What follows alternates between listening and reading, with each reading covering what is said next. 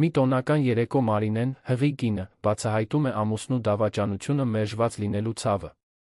Հրվելով իր տնից, նա գտնում է մի խորհրդավոր ուղերձ, որը սկիզբ է դնում գոյատման վրեժխնդրության ճանապարհորդության։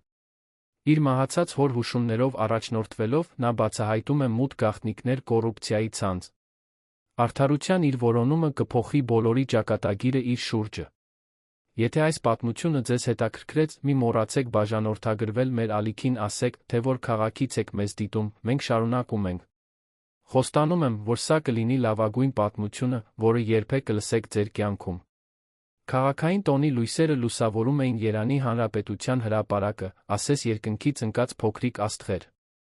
Մարինեն դանդաղ քայլում էր գունագեղ տաղավարների միջով, մի ձեռքը հենած 7-ամսյա փորին, մյուսը բռնած անալկոհոլ տաք մրգային ըմպելիքի բաժակը, որն արդեն սառել էր իր մատների արանքում։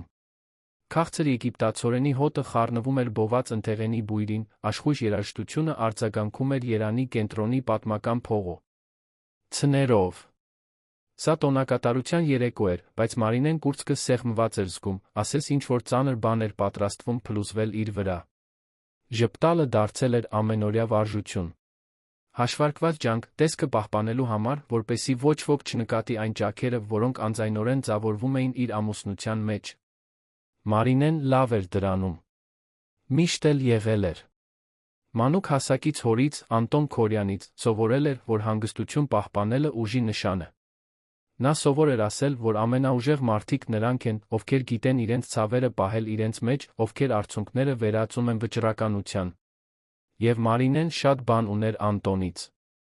Նույն խորը շագանակագույն աչքերը, նույն համառությունը, բառերից այն կողմ տեսնելու նույն ունակությունը։ Բայց վերջին շաբաթներին այդ ունակությունն ավելի շատ էր ցավեցնում, քան օգնում։ Ռոբերտը, իր ամուսինը, տարբեր էր։ Դա այն չէր, ինչ նա հստակ կարող էր բացատրել ընկերուհիներին, երբ նրանք հարցնում էին, թե ամեն ինչ լավ է։ Դրանք փոքր մանրամասներ էին, գրեթե աննկատ նրանց համար, ովքեր դրսից էին նայում։ Այն, թե ին։ Ինչպես էր նա շեղում հայացքը, երբ նա մտնում էր սենյակ։ Այն, թե ինչպես էր նրա հեռախոսը երբեք այլս սեղանին չէր լինում ընթրիքի ժամանակ։ Այն ուղղությունները, որոնք բազմապատկվում էին միշտ հիմնավոր պատճառներով, կարևոր հանդիպումներ, միջազգային պայմանագրեր, ընկերության ընդլայնում։ Ռոբերտը Քորյան ինժեներություն ի օպերացիոն տնօրենն էր, այն շինարարական ընկերության, որը Մարինեի հայրը հիմնել էր տասնամյակներ առաջ։ Նա հարգված, հավակնոտ մարդ էր, հեշտ ժպիտով, ամուր ձեռքսեղմումով։ Բոլորը հիանում էին նրանով։ Մարինեն էլ էր հիացել նրանով մի ժամանակ։ Որքան ժամանակ էր անցել, որ նա չէր զգացել այդ իսկական հիացմունքը։ 2 տարի։ 3 Հղիությունը պետք է միասնության, ապագայի համատեղ կառուցման պահ լիներ։ Բայց Ռոբերտը թվում էր ավելի ու ավելի հեռու, ասես ուրիշ տեղում լիներ, նույնիսկ երբ նրա կողքին էր։ Եվ Մարինեն, հղիի, խոցելի, իրեն անտեսանելի էր զգում։ Նա կանգ առավ արհեստագործական տաղավարի դիմաց, ծածնելով հետաքրքրություն խեցիների վզնոցների նկատմամբ, մինչդեռ շուրջը դիտում էր ընտանիքներին։ Զույգեր, ձեռք ձե։ Ռքի տված երեխաներ, վազվզող տաղավարների միջ, տատիկներ ու պապիկներ, թոռներին գրկած։ Այսպես պետք է լիներ։ Այսպես էր երազել, որ իր կյանքը կլինի, երբ 6 տարի առաջ, նույն հրապարակում, նույն քաղաքային տոնի լույսերի ներքո, ընդունել էր Ռոբերտի ամուսնության առաջարկը։ Բջջային հեռախոսը թրթռաց պայուսակի գրպանում։ Մարինեն որոշ շտապողականությամբ վերցրեց այն, սպասելով Ռոբերտից հաղորդագրության, որ նա կարողացել էր շուտ դուրս գալ այդ վերջին րոպեի շտապ հանդիպումից կգար տոնին հանդիպելու իրեն։ Բայց դա նրանից չէր։ Դա Կլարիսից էր, իր լավագույն ընկերուհուց, համալսարանից ի վեր։ Մարի, քեզ հետ պետք է խոսեմ։ Կարոր է։ Կարող ես ինձ զանգել, երբ մենակ լինես։ Մարինեն հոնքերը կիտեց։ Կլարիսը երբեք այսքան լուրջ չէր լինում հաղորդագրությամբ։ Նա արագ պատասխան գրեց, ասելով, որ շուտով կզանգի, հեռախոսը դրեց։ Ավելի մեծ անհանգստություն համակեց իր կուրծքը։ Նա որոշեց շուտ տուն գնալ։ Տոնն արդեն ձանձրալի էր առանց ընկերակցության, հղիության հոգնածությունը սկսում էր ծանրություն առաջացնել ոտքերի մեջ։ Տունը, որտեղ նրանք ապրում էին, գտնվում էր քանաքեռ Զեյթուն թաղամասում, 3 հարկանի ժամանակակից շինություն, արջի այգիով բլրի մասնակի տեսարանով։ Դա Մարինեի հոր նվերն էր հարսանիքին, իր դստեր համար հարմարավետություն անվտանգություն ապահովելու միջոց։ Անտոնը միշտ պաշտպանող էր եղել, գուցե նույնիսկ չափից դուրս։ Ռոբերտը ամուսնության առաջին տարիներին կատակում էր, որ աներն իրեն հսկում է, ասես ներխուժող լիներ։ Մարինեն ծիծաղում էր դրանից, բայց խորքում գիտեր, որ կատակում ճշմարտություն կար։ Իր հայրը երբեք լիովին չէր վստահել Ռոբերտին, թե միշտ նրան վերաբերվում էր մասնագիտական քաղաքավարությամբ։ Անտոնը անհետացել էր 6 ամիս առաջ։ Ոչ թե բառացի իմաստով անհետանալ առանց հետ թողնելու, այլ այն իմաստով, որ ամբողջությամբ հեռացել էր այն կյանքից, որը կառուցել էր։ Նա իր բաժնետոմսերը վաճառեց ընկերությունում Ռոբերտին այլ գործընկերներին, ազատվեց սեփականություններից հեռացավ, չասելով, թե ուր է գնում կամ որքան ժամանակ կմնա։ Մարինեին թողեց ընդամենը մի կարճ նամակ, ասելով, որ ժամանակի կարիք ունի, որ որոշ բաներ պետք է լուծվեն հեռ։ Ու այնտեղից, որ նա ամեն ինչ կհասկանա, երբ ժամանակը գա։ Մարինեն ապշած էր։ Վիրավորված։ Շփոթված։ Ինչպես կարող էր հայրը լքել իրեն հենց այն ժամանակ, երբ նա ամենաշատն էր նրա կարիքը զգում, հղի, պատրաստվում էր առաջին անգամ մայր դառնալ։ Ռոբերտը, մյուս կողմից, թվում էր թեթացած Անտոնի հեռանալուց։ Ասել էր, որ այսպես ավելի լավ է, որ աները պետք է հանգստանա ընկերությունը տարիներ շարունակ ղեկավարելուց հետո, որ նրանք այժմ ազատություն ունեն գործերը ճիշտ ձով վարելու համար։ Մարինեն չէր մեկնաբանել, բայց դա խորապես անհանգստացրել էր նրան։ Կար ինչ-որ բան այն բանի մեջ, թե ինչպես էր Ռոբերտը խոսում հոր բացակայության մասին, ասես դա անձնական հաղթանակ լիներ։ Տուն հասնելուն պես Մարինեն մեքենան կայանեց ավտոտնակում մտավ կողային դռնով։ Տունը մութ էր, բացառությամբ երկրորդ հարկի աշխատասենյակի լույսի։ Նրա սիրտը թռավ։ Ռոբերտը տանն էր։ Նա ասել էր, որ հանդիպումը երկար կլինի, որ կեսգիշերից շուտ չի վերադառնա։ Ինչու՞։ Էր շուտ եկել։ Մարինեն թեթացման անհանգստության խառնուրդ զգաց։ Գուցե նա կարոտել էր իրեն։ Գուցե ուզում էր խոսել, վերջապես բացել սիրտը այն մասին, թե ինչ էր կատարվում իրենց մեջ։ Նա դանդաղ բարձրացավ աստիճաններով, ձեռքը սահեցնելով փայտե բազրիքով։ Յուրաքանչյուր աստիճան թվում էր ավելի ծանր, քան նախորդը։ Օդում ինչ-որ բան կար, մի լարվածություն, որը նա չէր կարողանում անվանել։ Երկրորդ հարկի միջանցք հասնելուն պես նա լսեց աշխատասենյակից եկող ձայներ։ Ռոբերտը ինչ-որ մեկի հետ էր խոսում։ Կին ձայնը պատասխանում էր։ Մարինեն կանգ առավ, սիրտը արագ զարկում էր։ Ո՞վ էր այնտեղ։ Հանդիպումը ընկերությունում էր, ոչ թե տանը։ Նա մոտեցավ կիսաբաց դռանը, առանց ձայն հանելու։ Չէր ուզում լրտեսել, բայց ինչ-որ ավելի ուժեղ, քան բանականությունը, մղում էր նրան պարզելու, թե ինչ էր կատարվում։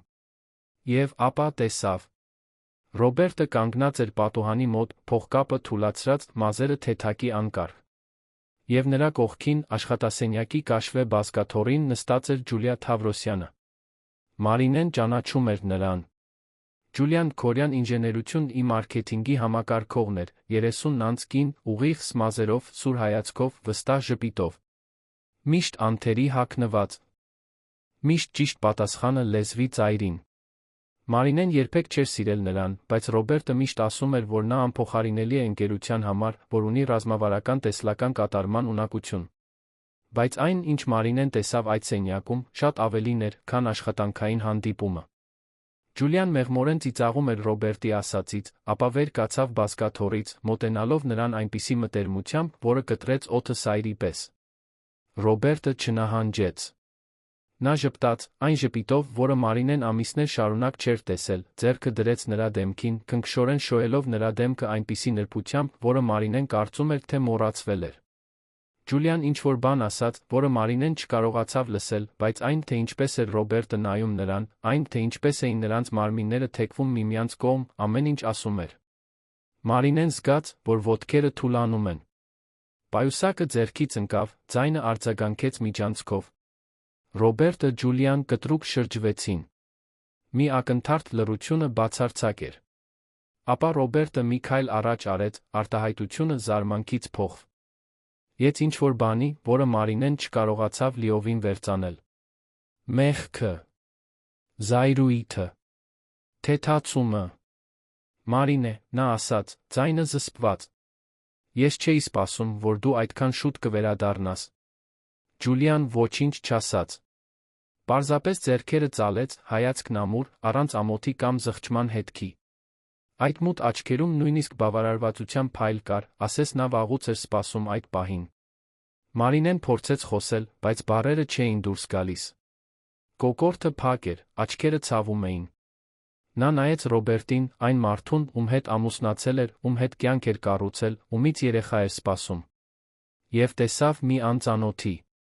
Որքան ժամանակ, Մարինեն կարողացավ հարցնել, ձայնը շշուկից մի փոքր ավելի բարձր։ Ռոբերտը հոգոց հանեց, ձեռքը անցկացնելով մազերով։ Մարինե, դա այն չէ, ինչ դու մտածում ես։ Որքան ժամանակ, Ռոբերտ։ Նա չպատասխանեց։ Ջուլիան էր խոսեց, ձայնը հանգիստ, գրեթե պատահական։ 2 տարի։ Մարինեն զգաց, որ գետինը բացվում է իր ոտքերի տակ։ 2 տարի։ Հենց այն ժամանակը, երբ Ջուլիան եկել էր ընկերություն։ Այն ժամանակից ի վեր Ռոբերտը սկսել էր ավելի հեռու լինել, ավելի բացակայել, ավելի շատ հետաքրքրվել աշխատանքով, քան տնով։ 2 տարվա սուտ։ 2 տարվա դավաճանություն։ Եվ նա, հղի, կրելով նրա երեխային, մինչդեռ նա ուրիշ կյանք էր կառուցում ուրիշ կնոջ հետ։ Դուրս եկ իմ տնից, Մարինեն ասաց, ուղիղ նայելով Ջուլիային։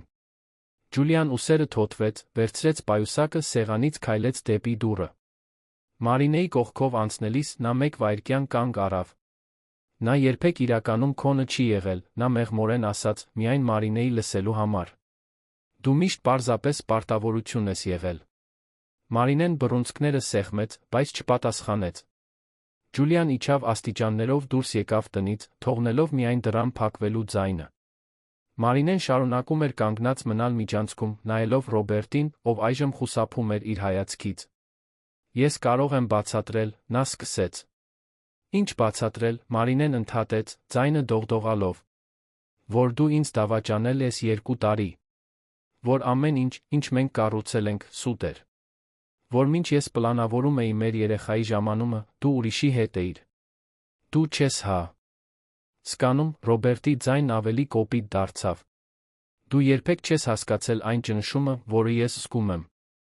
Ես միշտ եղել եմ Անտոն Քորյանի փեսան, երբեք Ռոբերտը։ Միշտ ինձ չափել են, համեմատել, հսկել։ Դու կարծում ես, որ հեշտ է այսպես ապրել։ Ուրեմն մեղքը իմն է, Մարինեն հարցրեց անհավատալիորեն։ Մեղքը այս ամենինն է, Ռոբերտը պայթեց, մատնացույց անելով շուրջ բոլորի տունը։ Այս կյանքինը, որը երբեք իսկապես իմը չի եղել։ Այս ընկերությանը, որը երբեք ինձ հավասար չի տեսել։ Այս ընտանիքինը, որը միշտ ինձ վերաբերվել է որպես ողջունելի ներխուժող, բայց, այնուամենայնիվ, ներխուժող։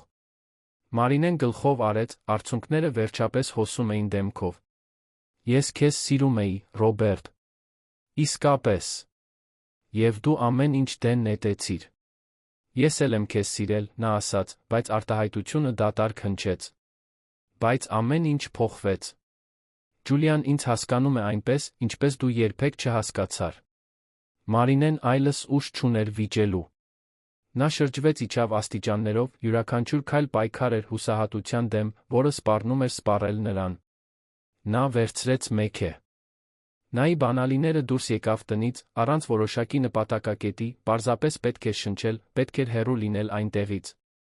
Առանց ուղղության քշում էր Երանի փողոցներով, արցունքները մշուշում էին տեսողությունը։ Քաղաքը, որը միշտ եղել էր նրա տունը, այժմ օտար, թշնամական էր թվում։ Նա կանգ առավ հյուսիսային պողոտայի մի դիտահարթակում, որտեղից կարելի էր տեսնել հաղթանակի կամրջի լույսերը, որոնք արտացոլվում էին գետի մութ ջրերում։ Այնտեղ միայնակ մեքենայի մեջ Մարինեն լացեց այն ամենի համար, ինչ պահել էր վերջին ամիսներին։ Լացեց դավաճանության, նվաստացման, իր առջ բացվող անորոշ ապագայի վախի համար։ Եվ ապա հեռախոսը զանգեց։ Դա անհայտ համարից եկած հաղորդագրություն էր։ Մարինեն գրեթե չբացեց, բայց ինչ-որ բան ստիպեց նրան սեղմել։ Հաղորդագրությունը կարճ էր, բայց յուրաքանչյուր բառ ցնցող էր։ Մարինե, եթե դու սա կարդում ես, ուրեմն ինչ-որ կարևոր բան է պատահել։ Վստահիր ինձ։ Փնտրիր լույսի խաչը։ Հայրդ միշտ քեզ սիրել է։ Եվ ճշմարտությունն ավելի մոտ է, քան կարծում ես։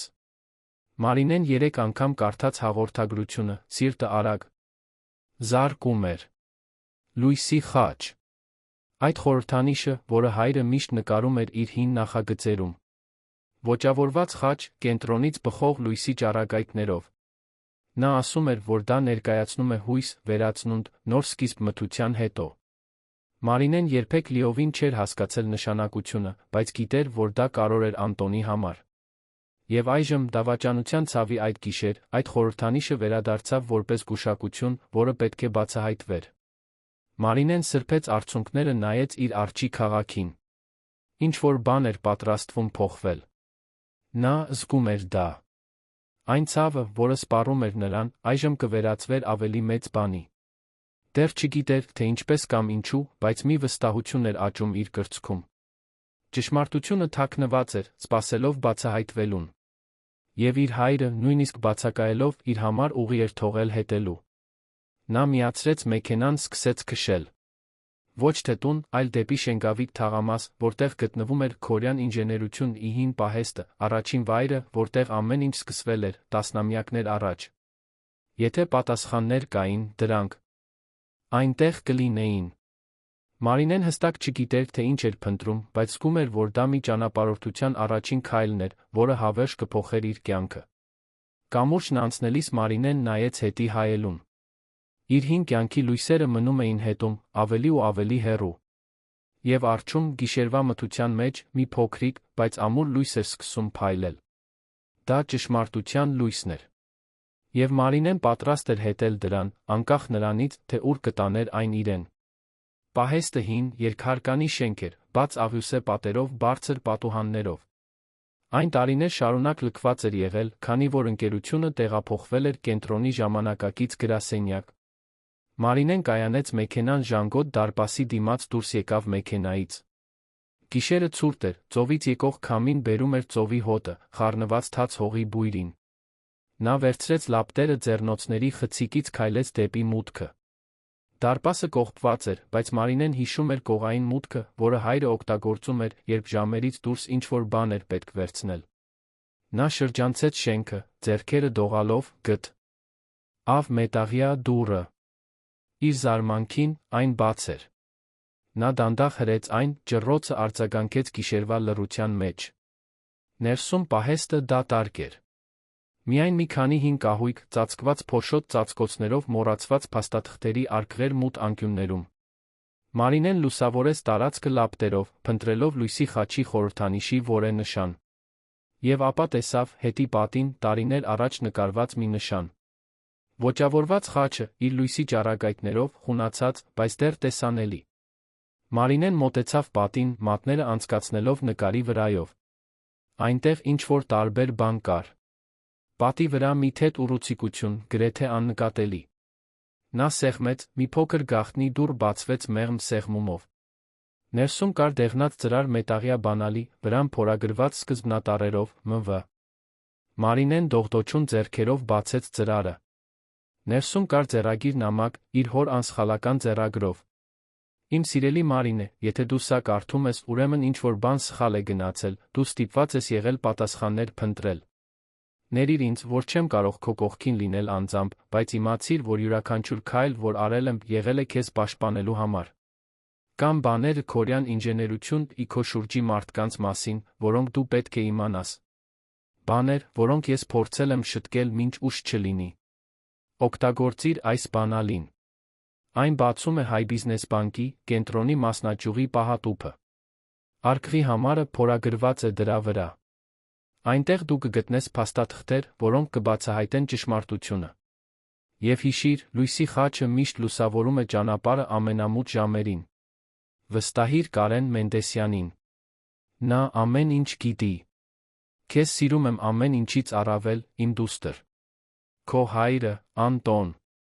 Մարինեն նստեց փոշոտ հատակին, նամակը դողդոջալով ձեռքերում։ Կարեն Մենդեսյան։ Մասնավոր քննիչը, որին հայրը երբեմն օգտագործում էր ընկերության զգայուն հարցերի համար։ Մարինեն մշուշոտ հիշում էր նրան, լուրջ, միջին տարիքի տղամարդ, միշտ զուսպ։ Ինչ գիտեր նա։ Եվ ինչ ճշմարտություն էր դա, որը հայրը փորձել էր պաշտպանել։ Գիշերն առաջանում էր, բայց Մարինեն գիտեր, որ չի կարող քնել։ Ուներ շատ հարցեր, շատ ցավեր, այժմ մի խորհրդավորություն, որը բացվում էր իր առջ որպես անխուսափելի ճանապարհ։ Նա նամակն ու բանալին դրեց պայուսակի մեջ, վեր կացավ դուրս եկավ պահեստից։ Մեքենա մտնելուն պես Մարինեն նայեց հեռախոսին։ Կային հաղորդագրություններ Ռոբերտից, խնդրելով խոսել, ասելով, որ նա չափազանցնում է։ Մարինեն անտեսեց դրանք։ Այլս ոչինչ չուներ նրան ասելու։ Առնվազն ոչ հիմա։ Նա որոնման մեջ մուտքագրեց Կարեն Մենդեսյանի անունը, արագ գտավ նրա գրասենյակի հասցեն, կենտրոն թաղամասում։ Գրեթե գիշերվա 11-ն էր, բայց Մարինեն չէր կարող սպասել մինչ հաջորդ օրը։ Պատասխաններ էր պետք։ Պետք էր հասկանալ, թե ինչ էր կատարվում։ Քշում էր քաղաքի դատարկ փողոցներով, մտքերը արագացած։ Ամեն ինչ ինչ-որ կերպ կապված էր։ Ռոբերտի դավաճանությունը, հոր անհետացումը, խորհրդավոր հաղորդագրությունը, բանալին, փա. Ստատ խթերը։ Տարիներ շարունակ մի դավադրություն էր հյուսվում, Մարինեն պարզապես սկսում էր քաշել առաջին թելերը։ Կարենի գրասենյակը գտնվում էր մի համեստ արտրային շենքում։ Մարինեն համառորեն սեղմեց դոմոֆոնը, մինչ մի քնկոտ ձայն պատասխանեց. Է։ Ես Մարինե Քորյանն եմ։ Անտոն Քորյանի դուստրը։ Պետք է խոսեմ ձեզ հետ։ Շտապ է։ Մի դադար եղավ։ Ապա ձայնը, այժմ լիովին արթուն, պատասխանեց. Բարձրացեք։ Երրորդ հարկ։ Դուռը բացվեց զնգոցով։ Մարինեն արագ բարձրացավ աստիճաններով, սիրտը ուժեղ զարկելով։ Կարենը նրան սպասում էր գրասենյակի դռան մոտ, 50 անց տղամարդ, մոխրագույն մազերով, սուր հայացքով։ Նա մի պահ դիտեց նրան, ապա գլխով արեց, ներս մտնելու համար։ Ես սպասում էի, որ դու վաղ թե ուշ կգաս, նա ասաց, փակելով դուռը նրա հետից։ Հայրդ ինձ խնդրել էր զգոն լինել։ Ասել էր, որ եթե ինչ-որ բան պատահի, դու պատասխաններ կփնտրես։ Ինչ է կատարվում, Կարեն, Մարինեն հարցրեց, ձայնը հոգնած։ Ինչ է հայտնաբերել հայրս։ Եվ ինչ կապ ունի դա Ռոբերտի հետ։ Կարենը խորը հոգոց հանեց, մատնացույց արեց աթոռը։ Նստիր, Մարինե։ Այն, ինչ ես պատմելու եմ քեզ, ցավ կպատճառի։ Բայց դու պետք է ամեն ինչ իմանաս։ Մարինեն նստեց, ձեռքերը սեղմելով պայուսակը, որտեղ պահում էր բանալին։ Եվ ապա Կարենը սկսեց խոսել, բացահայտելով ստերի մանիպուլյացիաների դավաճանությունների ցանցի առաջին թելերը, որոնք տարիներ առաջ էին սկսվել։ Մի ցանց, որի մեջ Մարինեն թակարդում էր, առանց իմանալու։ Բայց այժմ, առաջին անգամ, նա ազատվելու հնարավորություն ուներ։ Եվ ճշմարտության լույսը, որքան էլ ցավոտ լիներ, վերջապես սկսում էր լուսավորել նրա ճանապարհը։ Կարեն Մենդեսյանը Մարինեին մի բաժակ ջուր մատուցեց, նստեց իր աշխատասեղանի հետում։ Գրասենյակը պարզ էր, ֆունկցիոնալ, դարակաշարերով լի թղթապանակներով, հին համակարգչով, որը մեղմ ձայն էր հանում։ Սեղանի լամպի լույսը ստվերներ էր ստեղծում պատերին, շրջապատին տալով գաղտնիության մթնոլորտ, որը հարմար էր թվում այն բանի համար, ինչ պատրաստվում էր բացահայտվել։ Ձեր հայրը ինձ մոտ եկել էր մոտ 8 ամիս առաջ, սկսեց Կարենը, ձեռքերը սեղանի վրա միահյուսած։ Նա անհանգստացած էր ընկերության ֆինանսական հաշվետվություններում նկատած որոշ խախտումներով։ Սկզբում դրանք փոքր բաներ էին։ Թվեր, որոնք չէին համընկնում, պայմանագրեր, որոնք թվում էին ուռճացված, վճարումներ, որոնք լիովին իմաստ չունեին։ Անտոնը միշտ մանրակրկիտ էր, դուք դա գիտեք։ Նա ոչինչ բաց չէր թողնում։ Մարինեն գլխով արեց, հիշելով այն գիշերները, երբ հայրը մինչ ուշ էր մնում գրասենյակում, վերանայելով նախագծերի յուրաքանչյուր մանրամասն, հաշվեկշիռներ։ Ի յուրաքանչյուր տողը։ Նա ասում էր, որ Քորյան ինժեներությունն ի հեղինակությունը կառուցվել էր ազնվության քրտնաջան աշխատանքի վրա, որ այդ բաները երբեք չէին կարող վտանգվել։ Նա ինձ խնդրեց գաղտնի հետաքննել, շարունակեց Կարենը։ Մենք սկսեցինք ամենավերջին պայմանագրերից, հատկապես նրանցից, որոնք ներառում էին միջազգային գործընկերություններ։ Եվ հենց այնտեղ մենք գտանք առաջին թելը։ Կարենը բացեց մի դարակ, հանեց մի հաստ թղթապանակ, դնելով այն սեղանին։ Ներսում կային փաստաթղթեր, աղյուսակներ, տպագրված էլեկտրոնային նամակներ, լուսանկարներ։ Մարինեն դողդոջուն ձեռքերով թերթում էր նյութը, փորձելով հասկանալ, թե ինչ էր տեսնում։ Ռոբերտը ընկերությունից միջոցներ էր շեղում առնվազն 3 տարի, ասաց Կարենը, ձայնը ամուր, բայց ոչ առանց կարեկցանքի։ Նա արտերկրում ստեղծել էր մի ֆանտոմային ընկերություն, գրանցված Ջուլիա Թավրոսյանի մի երրորդ գործընկերոջ անունով, որին մենք դեռ փորձում ենք բացահայտել։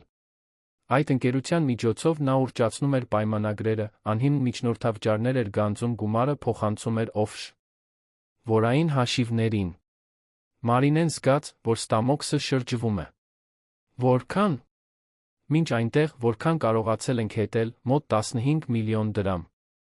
Թիվն անհեթեթ էր։ Մարինեն փակեց աչքերը, փորձելով մարսել տեղեկատվությունը։ 15 միլիոն։ Եվ նա ոչ մի բան չգիտեր։ Ռոբերտը միշտ զգույշ էր եղել տան ֆինանսների հետ, միշտ ասել էր, որ ինքն է ամեն ինչով զբաղվում, որպեսզի նա անհանգստանալու կարիք չունենա։ Հիմա հասկացավ, թե ինչու։ Հայրս ամեն ինչ գիտեր դրա մասին, նա հարցրեց, ձայնը խզվելով։ Գիտեր։ Եվ ապացույցներ էր հավաքում Ռոբերտին դիմակայելու համար։ Բայց նա վախենում էր։ Վախենում էր։ Կարենը վարանեց նախքան շարունակելը։ Ձեր հայրը սպառնալիքներ էր ստացել, Մարինե։ Ոչինչ հստակ, բայց նուրբ հաղորդագրություններ, ակնարկներ, որ ինչ-որ վատ բան կարող է պատահել, եթե նա շարունակի հետաքննել։ Դրա համար էլ նա որոշեց ժամանակավորապես հեռանալ։ Նա ուզում էր պաշտպանել ձեզ, նա ժամանակ ուներ բավարար ապացույցներ հավաքելու համար, որոնք չէին կարող վիճարկվել։ Մարինեն զգաց, որ տաք արցունքներ են հոսում դեմքով։ Հայրը էր լքել նրան։ Նա փորձում էր պաշտպանել նրան, փորձում էր շտկել ամեն ինչ մինչ ուշ չլինի։ Եվ նա ամիսներ շարունակ զայրացած էր եղել նրա վրա, իրեն մերժված զգալով, մինչդեռ իրականում նա լուռ վտանգավոր պայքար էր մղում։ Որտեղ է նա հիմա, Մարինեն հարցրեց։ Հստակ չգիտեմ։ Նա ինձ հետ կապվում է ժամանակ առ ժամանակ կոդավորված հաղորդագրությունների միջոցով, բայց երբեք չի բացահայտում իր գտնվելու վայրը։ Ասել էր, որ այդպես ավելի անվտանգ է։ Բայց նա միշտ հարցնում է ձեր մասին։ Միշտ։ Մարինեն սրբեց արցունքները ձեռքի ափով։ Եվ ինչ անեմ հիմա։ Ինչպես կանգնեցնեմ Ռոբերտին։ Կարենը լրջությամբ նայեց նրան։ Դուք պետք է շատ զգույշ լինեք, Մարինե։ Ռոբերտը ոչ միայն անհավատարիմ ամուսին է։ Նա հուսահատ մարդ է, ով բարդ խարդախություն է կառուցել, այժմ շատ բան ունի կորցնելու։ Այն բանալին, որը ձեր հայրը թողել է ձեզ, բացում է մի պահատուփ, ավելի շատ փաստաթղթերով, ներառյալ Ռոբերտի Ջուլիայի միջ զրույցների ձայնագրությունները, որոնք պլանավորում էին հաջորդ քայլերը։ Անտոնը կարողացել էր լսող սարքեր տեղադրել նրանց գրասենյակում։ Նախքան հեռանալը։ Մարինեն վերցրեց բանալին, պայուսակից նայեց դրան։ Նա միշտ կարծել էր, որ դրանք ի սկզբնատառերն էին, Մարինե Վասկոնսելոս, իր օրիորդական անունը։ Բայց հիմա հասկացավ, որ դա ավելին էր։ Դա Մերկանտիլ Վասկոնսելոսն էր, այն բանկը, որտեղ հայրը պահում էր իր գաղտնի պահատուփը։ Երբ կարող եմ գնալ բանկ, նա հարցրեց։ Վաղը առավոտյան։ Բայց մինչ մենք գնանք, ես պետք է, որ դուք հասկանաք մի կարևոր բան։ Կարենը թեքվեց առաջ, հայացքը լուրջ։ Ռոբերտը այդպես չէր սկսել։ Նա հանցագործ չէր, երբ մտավ ձեր կյանք։ Նա տաղանդավոր երիտասարդ էր, հավակնոտ, այո, բայց ազնիվ։ Այն, ինչ պատահեց նրա հետ, աստիճանական էր։ Դա ներքին կոռոզիայի գործընթաց էր, որը տարիներ տեց ավարտվելու համար։ Մարինեն հոնքերը գիտեց։ Ինչու։ Էկ ինձ դա ասում։ Որովհետև դուք պետք է հասկանաք ամբողջ պատմությունը, ճիշտ որոշումներ կայացնելու համար։ Ձեր հայրը ինձ պատմել էր, թե ինչպես էր ծանոթացել Ռոբերտի հետ, ինչպես էր նրան բերել ընկերություն։ Եվ ինձ խնդրել էր պատմել ձեզ դա նույնպես, եթե դուք պետք է իմանաք։ Կարենը վեր կացավ մոտ է։ Ցավ պատուհանին, նայելով դրսի քնած քաղաքին։ Ապա սկսեց խոսել, Մարինեն իրեն անցյալում գտավ, մի ժամանակ, երբ ամեն ինչ ավելի պարզ էր թվում, ավելի խոստումնալից։ Ռոբերտ Ալմեյդան 24 տարեկան էր, երբ ծանոթացավ Անտոն Քորյանի հետ։ Նա նոր էր ավարտել Երանի պետական համալսարանի քաղաքացիական շինարարության ֆակուլտետը, ընտանիքում առաջինը, ով համալսարանական դիպլոմ ուներ։ Նա եկել էր մարզի համեստ ընտանիքից, մեծացել էր, տեսնելով, թե ինչպես էր հայրը աշխատում որպես որմնադիր ուրիշի շինարարական աշխատանքներում, կոպեկ առ կոպեկ խնայելով երեխաներին կրթություն տալու համար։ Ռոբերտը իր ուսերին էր կրում ընտանեկան հույսերի բեռը, հաղթելու, ապացուցելու անհրաժեշտությունը, որ ամբողջ զոհողությունն արժեր։ Նա ստացավ պրակտիկա քորեան ինժեներություն երիտասարդ տաղանդների խրախուսման ծրագրի միջոցով։ Անտոնը նկատեց նրա նվիրվածությունը առաջին իսկ օրվանից։ Ռոբերտը բոլորից շուտ էր գալիս, բոլորից ուշ էր գնում, մանրակրկիտ ուսումնասիրում էր յուրաքանչյուր նախագիծ։ Ուներ նորարարական գաղափարներ, լուծումներ էր տեսնում այնտեղ, որտեղ ուրիշները միայն խնդիրներ էին տեսնում։ Նա հենց այնպիսի մասնագետ էր, որին Անտոնը հիանում էր։ Մարինեն նրան ճանաչեց ընկերության ամանորյա խնջույքին 7 տարի առաջ։ Նա նոր էր վերադարձել Երանում դիզայն սովորելուց հետո ավելի ակտիվ դեր էր ստանձնում շինարարական ընկերության ինտերիերի ճարտարապետական նախագծերում։ Ռոբերտը ինժեներն էր, ով պատասխանատու էր այն շինարարական աշխատանքներից մեկի համար, որը նա պետք է ձևորեր։ Նրանք ամիսներ շարունակ աշխատեցին միասին, մտերմությունը տեղի տվեց ընկերությանը, որը վերածվեց ավելին։ Անտոնը անհանգստացավ, երբ Մարինեն հայտարարեց, որ Ռոբերտի հետ է հանդիպում։ Ոչ թե այն պատճառով, որ նա չէր սիրում նրան որպես մասնագետ, այլ որովհետև լավ գիտեր ընտանիքն ու բիզնեսը խառնելու վտանգները։ Նա փորձեց խոսել դստեր հետ, զգուշացնելով նրան ռիսկերի մասին, բայց Մարինեն սիրահարված էր։ Նա Ռոբերտում տեսնում էր վճռական, աշխատասեր մեկին, ով կիսում էր իր արժեքները։ Եվ նա իսկապես թվում էր, թե սիրահարված էր նրան նույնպես։ Ամուսնությունը տեղի ունեցավ 2 տարի անց, գեղեցիկ արարողության մ. Սուրբ Գրիգոր Լուսավորիչ Մայր տաճարում, պատմական կենտրոնում։ Անտոնը պնդեց, որ երկուսին տուն տա որպես նվեր, ինչպես նա Ռոբերտին պաշտոնի բարձրացնի, դարձնելով օպերացիոն տնօրեն։ Դա միությանը օրհնելու միջոց էր, ցույց տալու համար, որ նա վստահում է փեսային հոգ տանելու ինչպես դստեր, այնպես էլ ընտանիքի անունը կրող ընկերության մասին։ Բայց այդ պահին Ռոբերտի մեջ ինչ-որ բան սկսեց փոխվել։ Սկզբում դրանք փոքր դիտարկումներ էին, որ նա անում էր պատահական զրույցներում։ Մեկնաբանություններ այն մասին, թե ինչպես էր Անտոնը դեռ որոշ հարցեր լուծում միայնակ, առանց տնօրինության հետ խորհրդակցելու։ Նուրբ բողոքներ որոշումների մասին, որոնք կայացվում էին առանց իր մասնակցության։ Ռոբերտը սկսեց իրեն հսկված զգալ, անընդհատ գնահատված, ասես իր յուրաքանչյուր շարժումը հսկողության տակ լիներ։ Եվ մասամբ դա այդպես էր։ Անտոնը պաշտպանող էր դստեր հանդեպ զգույշ, բիզնեսի հարցերում։ Նա դիտում էր, ստուգում, հարցաքննում։ Նրա համար դա պատասխանատվություն էր։ Ռոբերտի համար դա անվստահություն էր։ Ժամանակի ընթացքում դա վերածվեց դժգոհուտ։ Յան Ռոբերտը զգում էր, որ երբեք հավասար չի դիտվի, պարզապես որպես փեսա, ով բախտ է ունեցել այնտեղ լինել։ Երբ Անտոնը կարևոր որոշում էր կայացնում, առանց իր հետ խորհրդակցելու, Ռոբերտը դա համարում էր հստակ ուղերձ։ Դու լիովին այստեղ չես պատկանում։ Երբ Մարինեն ընկերության մասին ինչ-որ բան էր առաջարկում, Անտոնը ուշադիր լսում էր, մինչդեռ Ռոբերտի գաղափարները հաճախ էին կասկածի տակ դրվում, նա դա համարում էր ֆավորիտիզմ։ Ճշմարտությունն ավելի բարդ էր։ Անտոնը պարզապես ավելի զգույշ էր մեծ գումարներ կամ կառուցվածքային փոփոխություններ պարունակող որոշումների հետ։ Բայց Ռոբերտը իր արժեքն ապացուցելու անհրաժեշտությամբ սպառված, յուրաքանչյուր զգուշություն մեկնաբանում էր որպես մերժում։ Եվ ապա նա հանդիպեց Ջուլիա Թավրոսյանին։ Նա ընկերություն եկավ 2 տարի առաջ որպես մարքեթինգի համակարգող, վարձվածը քորեան ինժեներություն իմիջը արդիականացնելու համար։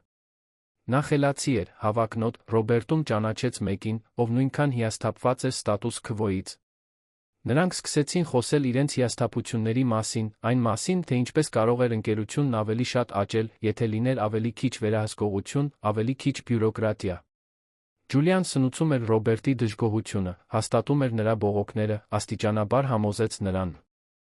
որ նա ավելին է արժանի, քան ուներ։ Նրա գաղափարն էր ստեղծել օֆշորային ընկերությունը։ Սկսեցին փոքրից, ավելի փոքր պայմանագրերով, փորձելով, թե արդյոք դա կաշխատեր։ Եվ դա աշխատեց։ Ոչ ոք չնկատեց։ Ռոբերտը տարիներ շարունակ առաջին անգամ զգաց, որ ինչ-որ բանի վերահսկողության տակ է։ Որ նա բավականաչափ խելացի է, գործելու Անտոնի ստվերից դուրս։ Միջոցների շեղումը նրա համար միայն գումարի մասին չէր։ Դա իշխանության մասին էր։ Դա այն մասին էր, որ նա կարող էր ինչ-որ բան կառուցել ինքնուրույն, թեկուզ իրեն ապաստան տված ընկերության հաշվին։ Ջուլիայի հետ հարաբերությունները խորացան։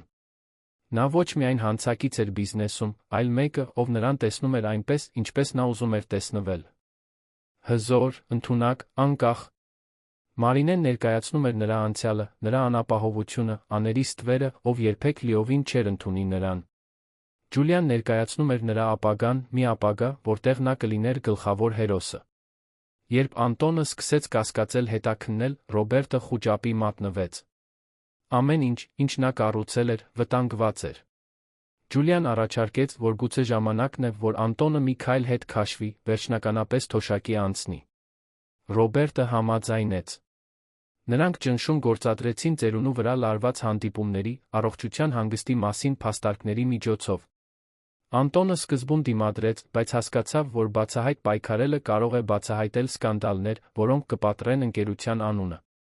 Նա որոշեց ռազմավարականորեն նահանջել, իր բաժնետոմսերը վաճառելով շուկայական արժեքից ցածր գնով Ռոբերտին այլ գործընկերներին, բայց պահպանելով այն ամենի փաստաթղթերը, ինչ հայտնաբերել էր։ Մարինեն ամբողջ պատմությունը լսեց լռության մեջ, արցունքները դեմքով հոսելով։ Հիմա հասկացավ Ռոբերտի ճանապարհը, տեսավ, թե ինչպես էր նա դանդաղորեն քայքա եղել անապահովությունների կողմից, որոնք վերածվել էին ավելի ու ավելի լուրջ արարքների արդարացումների։ Դա արդարացում չէր, բայց բացատրություն էր։ Եվ դա հասկանալը օգնում էր նրան ցավը մարսել ավելի քիչ կործանարար ձով։ Ձեր հայրը միշտ գիտեր, որ Ռոբերտը մեծության կամ կործանման ներուժ ուներ, ասաց Կարենը։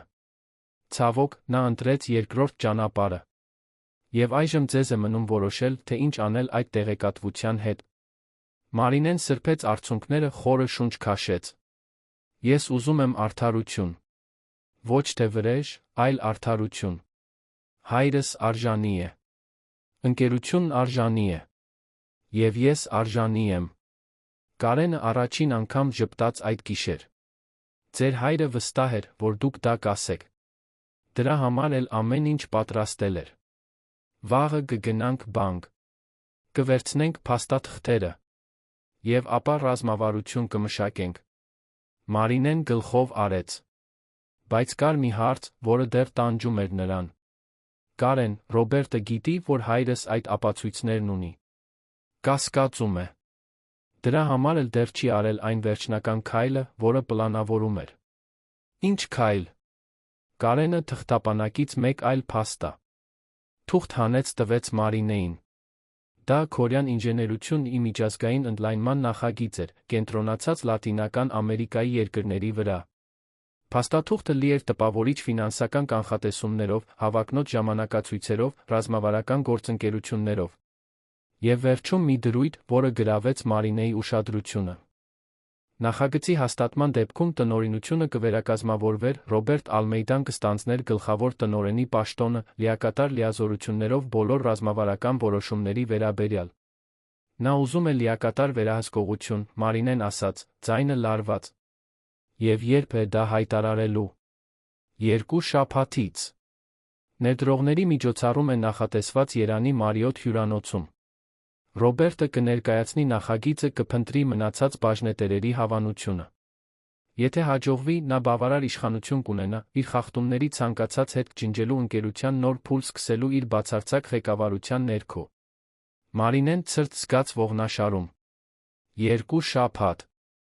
Ահա այն ամենը, ինչ նրանք ունեին ապացույցները հավաքելու, ռազմավարություն կազմակերպելու կանխելու համար, որ Ռոբերտը ամրապնդի իր հեղաշրջումը։ Եվ նա հղի էր, էմոցիոնալ առումով քայքայված, զբաղված ամուսնու դավաճանության լուրջ հանցագործությունների բացահայտման հետ։ Անհնար էր թվում։ Բայց ապա հիշեց հոր խոսքերը նամակում։ Լույսի խաչը միշտ լուսավորում է ճանապարհը ամենամութ ժամերին։ Չէր կարող հանձնվել։ Ոչ հիմա։ Ես ձեզ հետ եմ, նա ասաց Կարենին։ Ինչ պետք է անենք։ Կարենը վեր կացավ, ձեռքը մեկնեց։ Մարինեն ամուր սեղմեց այն։ Նախ, դուք տուն կգնաք, կհանգստանաք։ Գիտեմ, որ անհնար է թվում, բայց դուք պետք է ուժեղ լինեք այն բանի համար, ինչ սպասվում է։ Վաղը առավոտյան, ժամը 9-ին, կհանդիպենք բանկում։ Այնտեղից կգնանք ձեր ընտանիքի փաստաբան Բեատրիս Սարգսյանի մոտ։ Նա պետք է տեսնի այս ամենը մեզ ուղղորդի հաջորդ իրավական քայլերի վերաբերյալ։ Մարինեն համաձայնեց։ Նա տարիներ շարունակ ճանաչում էր Բեատրիսին, լուրջ իրավասու կին, ով միշտ հոգ էր տարել քորեան ընտանիքի իրավական հարցերի մասին։ Եթե կար մեկը, ում նա կարող էր վստահել Կարենից բացի, դա նա էր։ Գրասենյակից դուրս գալուն պես արդեն կեսգիշերն անց էր։ Մարինեն մտավ մեքենան, մի ակնթարթ մտածեց տուն վերադառնալու մասին։ Բայց այդ պահին Ռոբերտին դիմակայելու գաղափարը անտանելի էր։ Նա վերցրեց հեռախոսը, զանգեց Կլարիսին, իր լավագույն ընկերուհուն։ Մարի, լավ ես։ Ես ստացա քո հաղորդագրությունը, ասելով, որ կզանգես, անհանգստացա, Կլարիսը պատասխանեց, ձայնը անհանգիստ։ Կլարիս, կարող եմ այսօր քո տանը քնել։ Ես ամեն ինչ կպատմեմ քեզ, երբ հասնեմ։ Խնդրում եմ։ Իհարկե, ընկերուհի։ Սպասում եմ քեզ։ Մարինեն քշեց դեպի Կլարիսի բնակարանը Արաբկիր թաղամասում։ Երբ հասավ, ընկերուհին նրան դիմավորեց ամուր գրկախառնությամբ, առանց հարցեր տալու։ Նրան տարավ հյուրասենյակ, թեյ պատրաստեց, նստեց նրա կողքին անկողնում։ Ռոբերտը դավաճանել է ինձ, Մարինեն ասաց, բառերը դժվարությամբ դուրս գալով։ Ջուլիա Թավրոսյանի հետ։ 2 տարի առաջ։ Կլարիսը փակեց աչքերը, ցավի զայրույթի խառնված արտահայտությամբ։ Ես գիտեի, որ ինչ-որ բան սխալ է։ Ես փորձեցի քեզ ասել, բայց վստահ չէի։ Դու գիտեիր։ Կասկածում էի։ Նրանց մի քանի անգամ միասին տեսել եմ այնպիսի իրավիճակներում, որոնք զուտ մասնագիտական չէին թվում։ Բայց ապացույցներ չունեի, չէի ուզում քեզ ցավեցնել կասկածներով, որոնք կարող էին անհիմն լինել։ Կներես, Մարի։ Ես պետք է ավելի շատ պնդեի։ Մարինեն բռնեց ընկերուհու ձեռքը։ Դա քո մեղքը չէ։ Դա նրա մեղքն է։ Եվ Ջուլիայի։ Եվ դա ավելի վատ է, քան կարծում ես։ Ապա նա պատմեց ամեն ինչ։ Դավաճանությունը, ֆինանսական շեղումները, հոր անհետացումը, հետաքննությունը, փաստաթղթերը, Ռոբերտի ծրագիրը։ Կլարիսը լսեց ամեն ինչ լռության մեջ, արտահայտությունը ցնցումից վրդովմունքի փոխվելով յուրաքանչյուր բացահայտումից հետո։ Ինչ ես անելու, նա հարցրեց, երբ Մարինեն ավարտեց։ Ես կպայքարեմ։ Ես կհավաքեմ ապացույցները, ես կկանխեմ, որ նա ոչնչացնի հոր ժառանգությունը, կապահովեմ, որ նա Ջուլիան պատասխան տան այն ամենի համար, ինչ արել են։ Կլարիսը ժպտաց, հպարտ։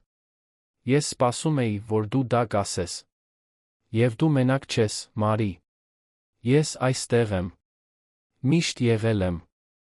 Երկու ընկերուհիները գրկախառնվեցին, Մարինեն, այդ սարսափելի գիշեր առաջին անգամ, հույսի կայծ զգաց։ Նա դաշնակիցներ ուներ։ Ապացույցներ ուներ։ Եվ ուներ մի նպատակ, որն ավելի ուժեղ էր, քան ցանկացած ցավ։ Դա միայն իր մասին չէր։ Դա արդարության մասին էր։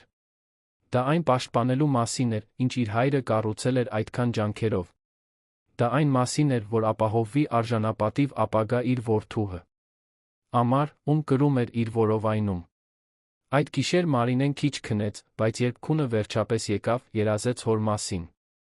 Նա մի պայծառ, լուսավոր վայրում էր, ժպտում էր նրան։ Դու ավելի ուժեղ ես, քան կարծում ես, նա ասում էր։ Լույսը միշտ հաղթում է մթությանը։ Միշտ։ Հաջորդ առավոտ Մարինեն արթնացավ վճռական։ Լոգանք ընդունեց, զգուշությամբ հագնվեց, ընտրելով հագուստ, որը նրան ուժեղ վստահ էր զգացնում։ Կլարիսը նախաճաշ պատրաստեց, պնդեց, որ նա լավ ուտի։ Քեզ էներգիա է պետք երեխայի առջում սպասվողի համար։ Ժամը 9-ին ուղիղ Մարինեն Երանի կենտրոնում գտնվող Հայ բիզնես բանկի դիմաց էր։ Կարենն արդեն սպասում էր նրան մուտքի մոտ։ Միասին նրանք մտան բանկ, մի զուսպ մենեջերի կողմից ուղեկցվեցին պահատուփերի տարածք։ Մարինեն տվեց բանալին, ստորագրեց անհրաժեշտ փաստաթղթերը։ Մենեջերն նրանց տարավ մի մասնավոր սենյակ, որտեղ բերվեց պահատուփը։ Երբ բացեցին, Մարինեն տեսավ փաստաթղթերի տպավորիչ քանակություն, կազմակերպված թղթապանակներում, ինչպես նա ֆլեշ գրիչներ, դներ մի ավելի մեծ ծրար, կնքված վրան հոր ձեռագրով գրված իր անո։ Մ.Ն. Կարենը սկսեց մեթոդաբար վերանայել նյութը, բաժանելով ըստ կատեգորիաների։ Կային կեղծ պայմանագրեր, աղյուսակներ, իրական հայտարարված արժեքների համեմատությամբ, Ռոբերտի Ջուլիայի միջ սխեմաները քննարկող տպագրված էլեկտրոնային նամակներ, կասկածելի հանդիպումների լուսանկարներ, նույնիսկ վտանգավոր զրույցների ձայնագրություններ։ Մարինեն բացեց իր անունով ծրարը։ Ներսում կար մի երկար նամակ, ավելի անձնական, քան նախորդը։ Հայրը խոսում էր իր հանդեպ իր սիրո մասին, այն մասին, թե որքան դժվար էր հեռանալը, բայց անհրաժեշտ նրան պաշտպանելու համար։ Բացատրում էր, որ միշտ գիտեր, որ Ռոբերտը ներքին դեր ուներ, բայց հավատացել էր, որ Մարինեի սերը ընկերությունում հնարավորությունը բավարար կլինեն նրան ճիշտ ճանապարհին պահելու համար։ Ցավում էր, որ սխալվել էր։ Եվ ներողություն էր խնդրում, որ ավելի շուտ չէր գործել, որ թույլ էր տվել, որ ամուսնությունը տեղի ունենա, նույնիսկ իր վերապահումներով հանդերձ։ Մի մեղադրիր քեզ, հայր, Մարինեն մրմնջաց, արցունքները մշուշելով իր տեսողությունը։ Դու արեցիր այն, ինչ կարող էիր։ Եվ հիմա ես կավարտեմ այն, ինչ դու սկսել ես։ Ամբողջ նյութը կատալոգացնելուց հետո Մարինեն Կարենը գնացին Բեատրիս Սարգսյանի գրասենյակ, 50 անց փաստաբանի, կարճ մոխրագույն մազերով, բարակ շրջանակով, ակնոցներով, անթերի կեցվածքով։ Նա Մարինեին ընդունեց սիրալիր գրկախառնությամբ, ապա նստեց ամեն ինչ ուշադիր լսելու մասնագիտական ուշադրությամբ։ Երբ ավարտեցին ապացույցները ներկայացնելը, Բեատրիսը երկար լռեց, վերլուծելով փաստաթղթերը։ Ի վերջո, նա խոսեց. Սա ամուր է։ Շատ ամուր։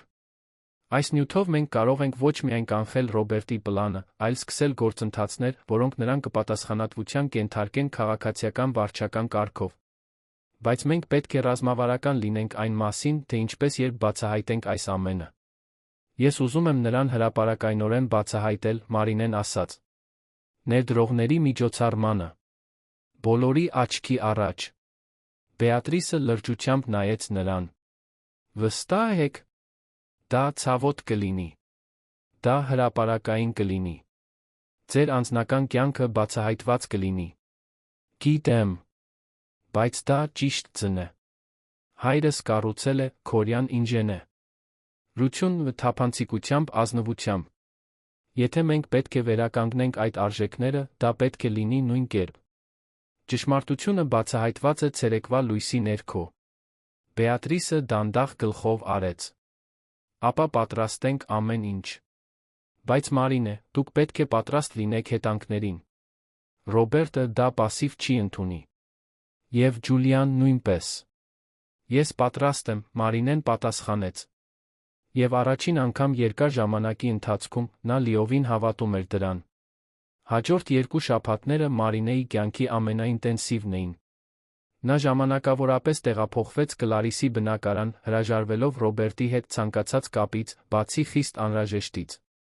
Նա մի քանի անգամ փորձեց զանգել, հաղորդագրություններ ուղարկեց, նույնիսկ հայտնվեց Կլարիսի բնակարանում, բայց Մարինեն ամուր մնաց։ Այլս ոչինչ չկար նրանց միջ ասելու։ Առնվազն ոչ միջոցառումից առաջ։ Կարենի Բեատրիսի հետ միասին Մարինեն վերանայեց յուրաքանչյուր փաստաթուղթ, յուրաքանչյուր ձայնագրություն, յուրաքանչյուր ապացույց։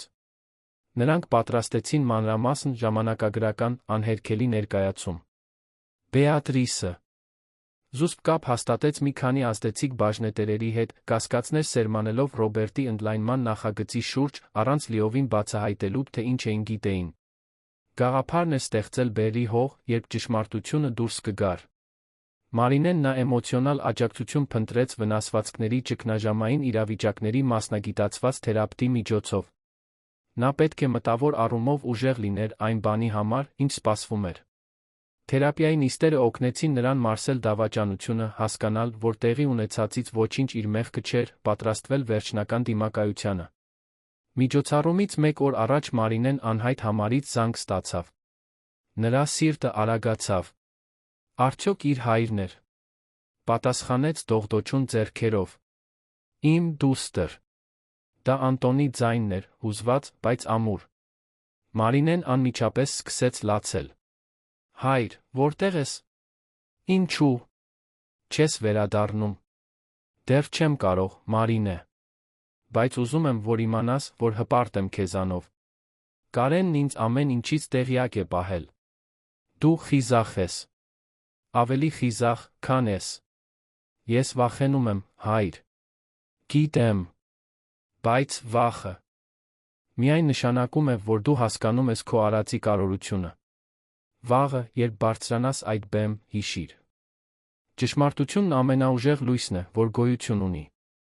Եվ ոչ մի սուտ, որքան էլ մանրամասն լինի, չի դիմանում դրան։ Դու կդիտես։ Հեռվից։ Միշտ հեռվից։ Սիրում եմ քեզ, իմ աղջիկ։ Եվ անկախ նրանից, թե ինչ կպատահի վաղը, իմացիր, որ դու արդեն հաղթել ես։ Որովհետ ընտրել ես ճիշտ ճանապարհը։ Զանգն ավարտվեց, Մարինեն հեռախոսը սեղմած պահեց կրծքին, լուռ լացելով։ Կլարիսը մոտեցավ գրկեց նրան, ոչինչ չասելով, պարզապես ներկայություն մխիթարություն առաջարկելով։ Այդ գիշեր Մարինեն քիչ քնեց։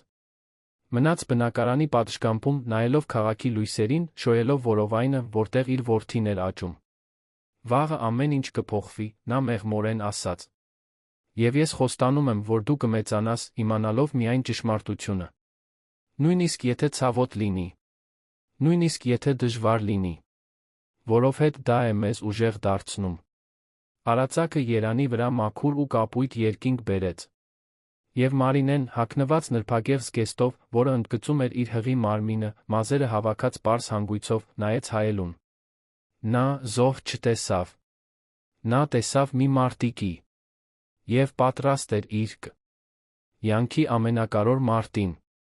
Մարիոթ հյուրանոցը Երանի ամենանրբագեղ հյուրանոցներից էր, իր նեոկլասիկական ճակատով հյուսիսային ծոցի, այստեղ Հրազդան գետի, արտոնյալ տեսարանով։ Հիմնական միջոցառումների սրահը պատրաստ էր ընդունելու ավելի քան 200 մարդու, ներդրողներ, գործարարներ, լրատվամիջոցների ներկայացուցիչներ, Քորեան ինժեներություն ի խորհրդի անդամներ, տեղական իշխանություններ։ Աթոռները դրված էին անթերի շարքերով դեպի լայն բեմը, որտեղ արդեն հսկայական էկրանին ցուցադրվում էր ընկերության լոգոն, այն ոճավորված խաչը, որը Անտոն Քորեանը ստեղծել էր տասնամյակներ առաջ որպես ամբողջականության նորացման խորհրդանիշ։ Մարինեն հյուրանոց հասավ երեկոյան ժամը 7-ին, միջոցառման պաշտոնական մեկնարկից 1 ժամ առաջ։ Նա մտավ կողային դռնով, Կարենի Բեատրիսի ուղեկցությամբ, խուսափելով գլխավոր մուտքից, որտեղ արդեն լուսանկարիչներ, լրագրողներ էին սպասում կարևոր հյուրերի ժամանմանը։ Նա հագած էր մուգ կապույտ զգեստ, որը ընդգծում էր իր հղի կազմվածքը, հարմարավետ կոշիկներ թեթ դիմահարդարում, որը քողարկում էր վերջին շաբաթների անքուն գիշերները։ Մատներին նա կրում էր միայն ամուսնական մատանին, որը որոշել էր պահել մինչ այդ պահը, մի փոքր արծաթյա խաչով վզնոց, որը պատկանում էր իր հորը։ Բեատրիսը ամեն ինչ մանրամասն պատրաստել էր։ Նա մուտք է ստացել միջոցառման տեխնիկական համակարգեր, հյուրանոցի աուդիովիզուալ թիմում աշխատող կապի միջոցով։ Զգուշորեն պատրաստված ֆլեշ կրիչում կային բոլոր փաստաթղթերը, էլեկտրոնային նամակները, աղյուսակները, ձայնագրությունները, որոնք կապացուցեին Ռոբերտի Ջուլիայի կատարած խախտումները։ Ճիշտ պահին այդ բովանդակությունը կցուցադրվեր հսկայական էկրանին բոլոր ներկաների համար։ Դուք դեռ վստահ եք դրանում, Բեատրիսը վերջին անգամ հարցրեց, մինչ նրանք ստուգում էին սարքավորումները սրահի հետնամասի մասնավոր սենյակում։ Մարինեն խորը շունչ քաշեց։ Նրա ձեռքը բնազդաբար իջավ դեպի որովայնը, որտեղ զգում էր երեխայի մեղմ շարժումները։ Ավելի քան երբե։ Սա միայն իմ համար չէ։ Սա իմ հոր ընկերության բոլոր այն մարդկանց համար է, ովքեր վստահել են Քորեան ինժեներություն ի ազնիվ աշխատանքին։ Եվ սա իմ որդու համար է։ Ուզում եմ, որ նա մեծանա, իմանալով, որ իր մայրը ճիշտ բան է արել, նույնիսկ երբ դժվար էր։ Կարենը ձեռքը դրեց Մարինեի ուսին։ Ձեր հայրը շատ հպարտ կլիներ։ Մարինեն ժպտաց, աչքերը փայլելով զսպված արցունքներից։ Նա հպարտ է։ Ես զգում եմ դա։ Ժամը 8-ին սրահի դռները բացվեցին, հյուրերը սկսեցին մտնել։ Մարինեն հեռվից էր դիտում, թաքնված կողային վարագույրի հետում, մինչդեռ անթերի կոստյումներով գործարարները նրբագեղ հագնված կանայք զբաղեցնում էին իրենց տեղերը։ Նա ճանաչեց մի քանի ծանոթ դեմքեր, իր հոր հին գործընկերներ, ընկերության բաժնետոմսերը կառավարող խորհրդի անդամներ, տնտեսագիտության մասնագիտացված լրագրողներ։ Բոլորն այնտեղ սպասում էին լսելու Քորեան ինժեներություն ի խոստումնալից ապագայի մասին Ռոբերտ Ալմեյդայի ղեկավարությամբ։ Ռոբերտը հասավ 8:15-ին, միշտ ժամանակին, միշտ վերահսկված։ Նա հագած էր մուգ մոխրագույն կատարյալ կոստյում, կապույտ փողկապ, մազերը հետ սանրված։ Ողջունեց ներկաներին ամուր ձեռքսեղմումներով, վստահ ժպիտներով, ինչպես մեկը, ով պատրաստվում էր հայտարարել իր ամենամեծ ձեռքբերման մասին։ Մարինեն նրա յուրաքանչյուր շարժումը դիտում էր տխրության վճռականության խառնուրդով։ Սա այն մարդն էր, ում հետ նա ամուսնացել էր, ում հետ կյանք էր պլանավորել, ումից երեխա էր սպասում։ Եվ հիմա նա մի անծանոթ էր, ում իսկական դեմքը պատրաստվում էր բացահայտվել։ Ջուլիա Թավրոսյանը մտավ անմիջապես հետո, կարմիր կիպ զգեստով, որը ուշադրություն էր գրավում։ Նա ռազմավարականորեն տեղավորվեց բեմի մոտ, աշխույժ զրուցելով մի քանի ներդրողների հետ։ Նրա կեցվածքում հաղթական ինչ-որ բան կար, ասես արդեն գիտեր, որ այդ գիշեր կնշանավորեր իր վերջնական վերելքը ընկերությունում։ Մարինեն զայրույթի ցավ զգաց, տեսնելով նրան, բայց խորը շունչ քաշեց կենտրոնացավ։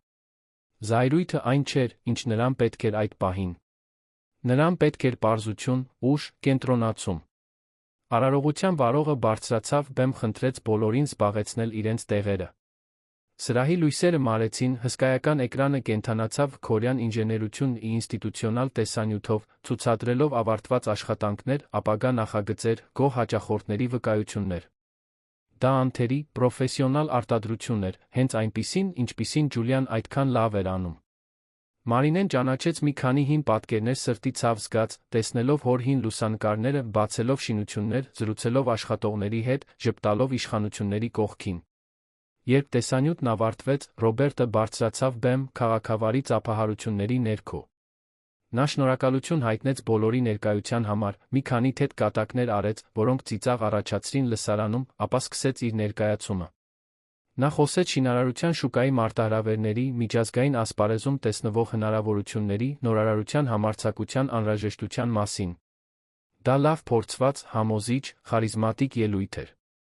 Մարինեն պետք է խոստովաներ, որ նա լավ էր դրանում։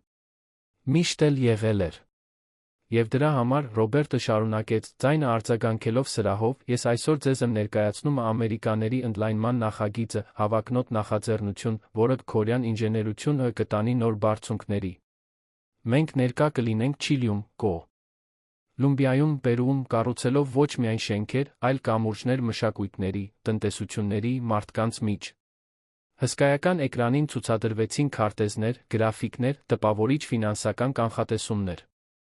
Ամեն ինչ կատարյալ էր թվում, ամուր, խոստումնալից։ Հանդիսատեսը ուշադիր լսում էր, ոմանք արդեն նշումներ էին անում, մյուսները հավանության հայացքներ էին փոխանակում։ Ռոբերտը գրավում էր հանդիսատեսին, հենց այնպես, ինչպես պլանավորել էր։ Հենց այդ ժամանակ Մարինեն Բեատրիսից զուսպ ազդանշան ստացավ։ Ժամանակն էր։ Մարինեն լուռ քայլեց դեպի տեխնիկական կառավարման խցիկը, որտեղ պատկերների օպերատորին արդեն տեղեկացրել էին, թե ինչ է կատարվելու։ Նա միացրեց ֆլեշ կրիչը համակարգչին, ստուգեց, որ ամեն ինչ պատրաստ է, ապա գլխով արեց։ Բեատրիսը, ռազմավարականորեն տեղավորված գլխավոր դռան մոտ, զուսպ կողպեց այն ներսից։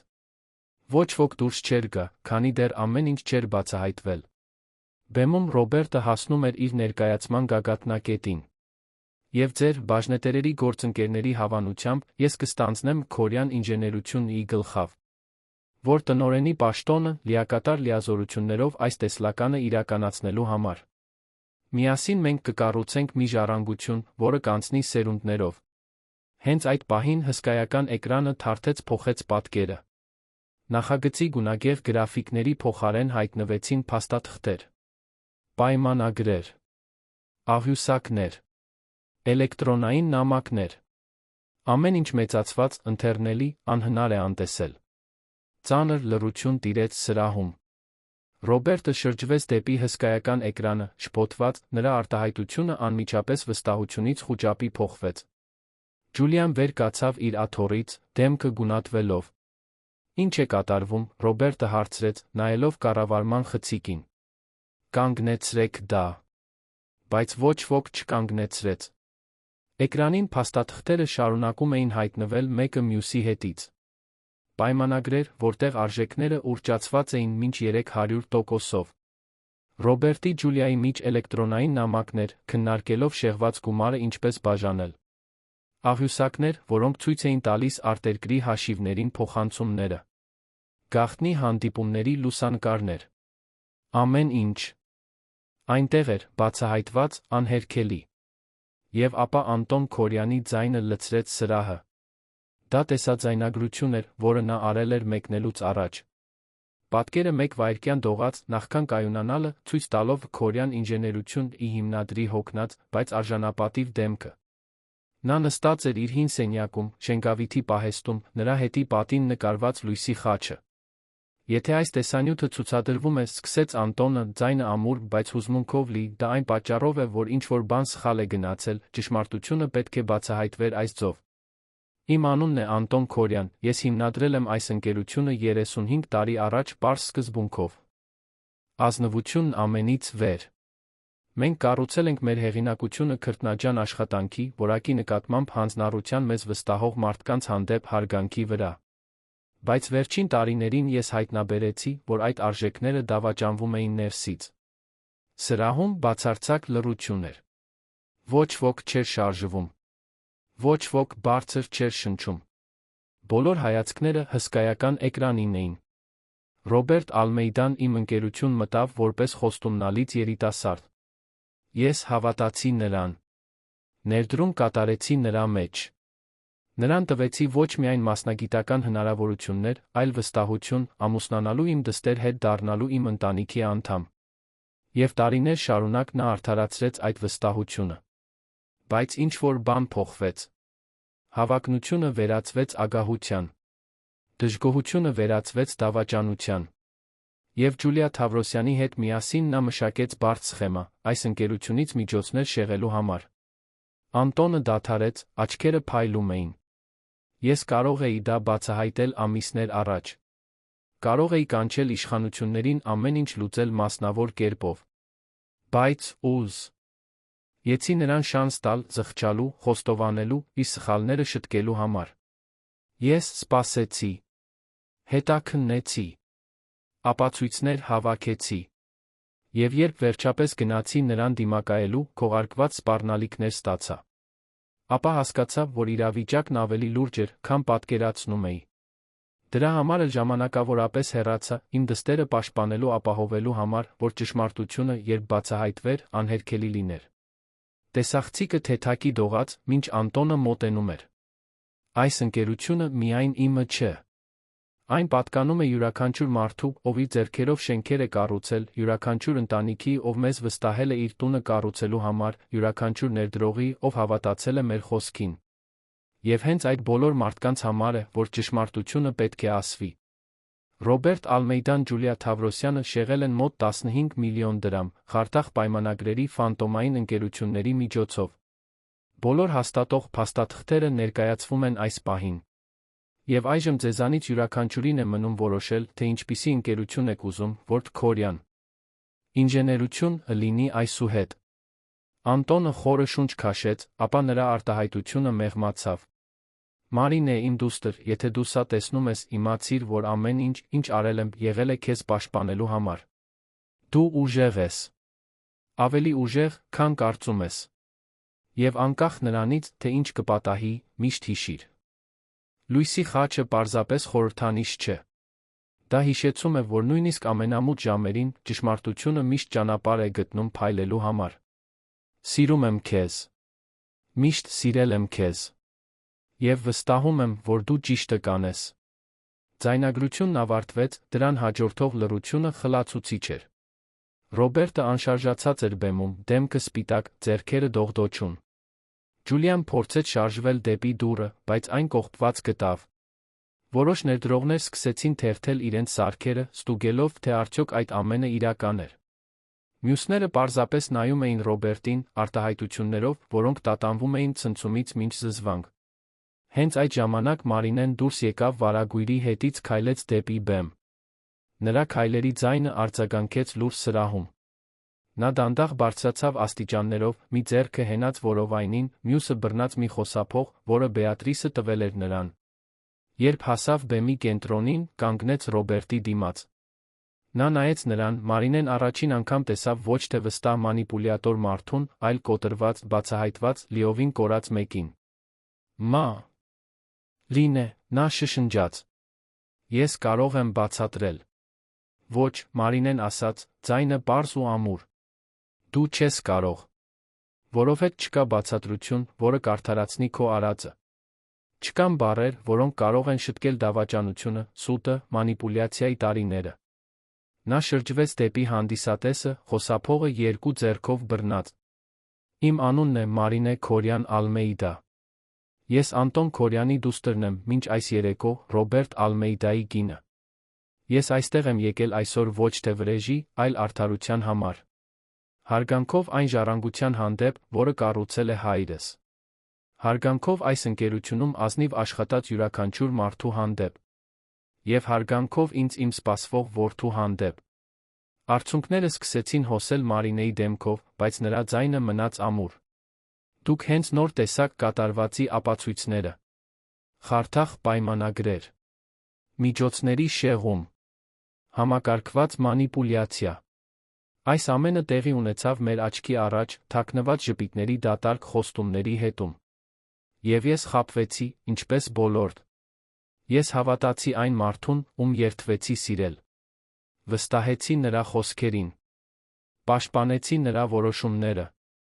Եվ հայտնաբերեցի ամենավատ ձով, որ իմ վստահությունն օգտագործվել է իմ դեմ։